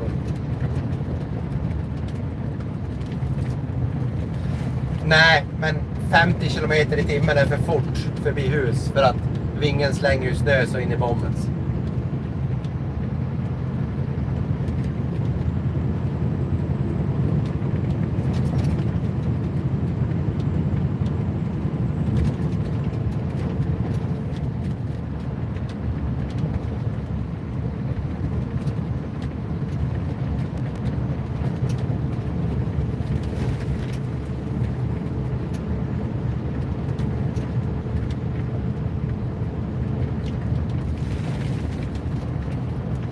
I'm not worried. If I was going fast, I was going fast, and I'm gonna apologize and say sorry, won't happen again. But I have driven past those houses for 9 years now and never had a complaint. So.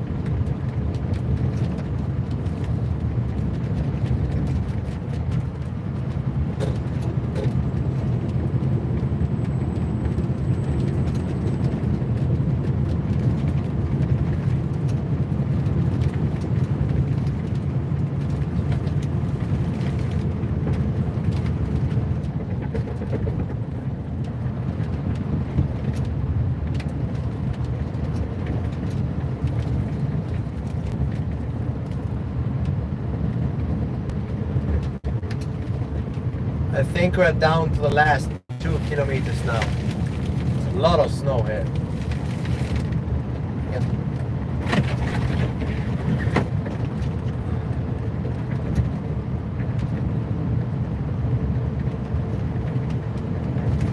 Yeah, I see the light for the last 1,000 meters. About, thereabouts.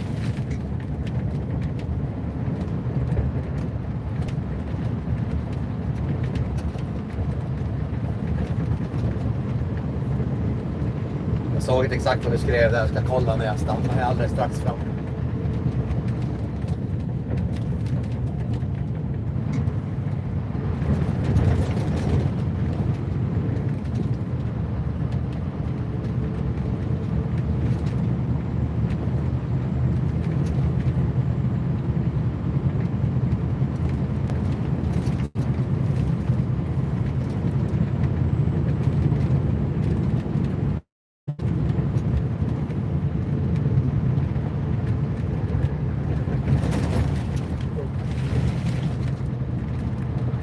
So, 500 meters left.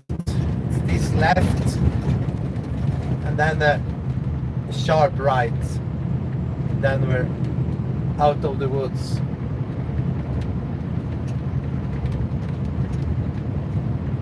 Can any of you say I have watched the whole stream, or at least had it streaming the whole stream? Then I'm really impressed. For 3.5 hours at least, almost 4 hours, I think.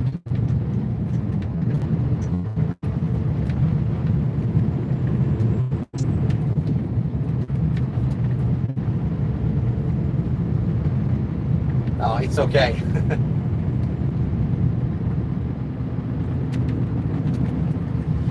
2 hours is completely fine and okay.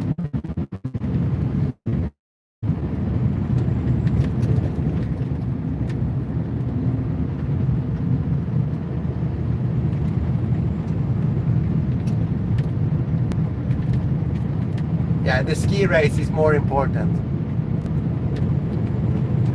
The ski race is important. Have they done? I haven't watched the ski race. Have they done the final climb, or is it today, or is it later up the ski slope?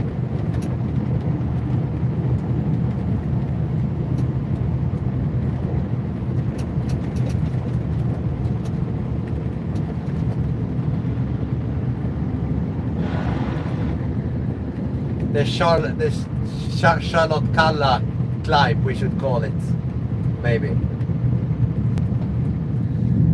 where she presented herself to the world.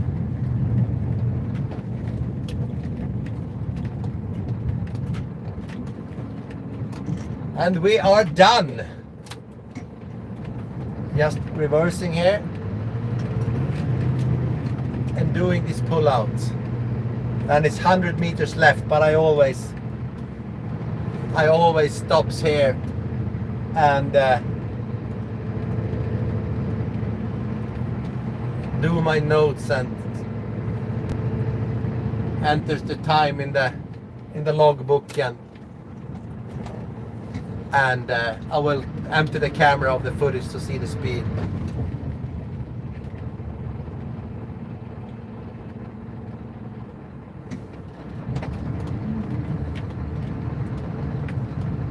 A lot of snow here. Spinning.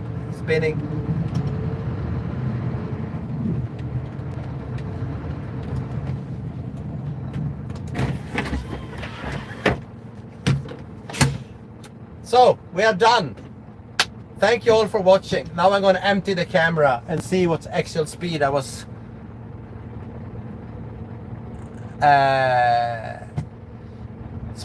going. I will give you an update.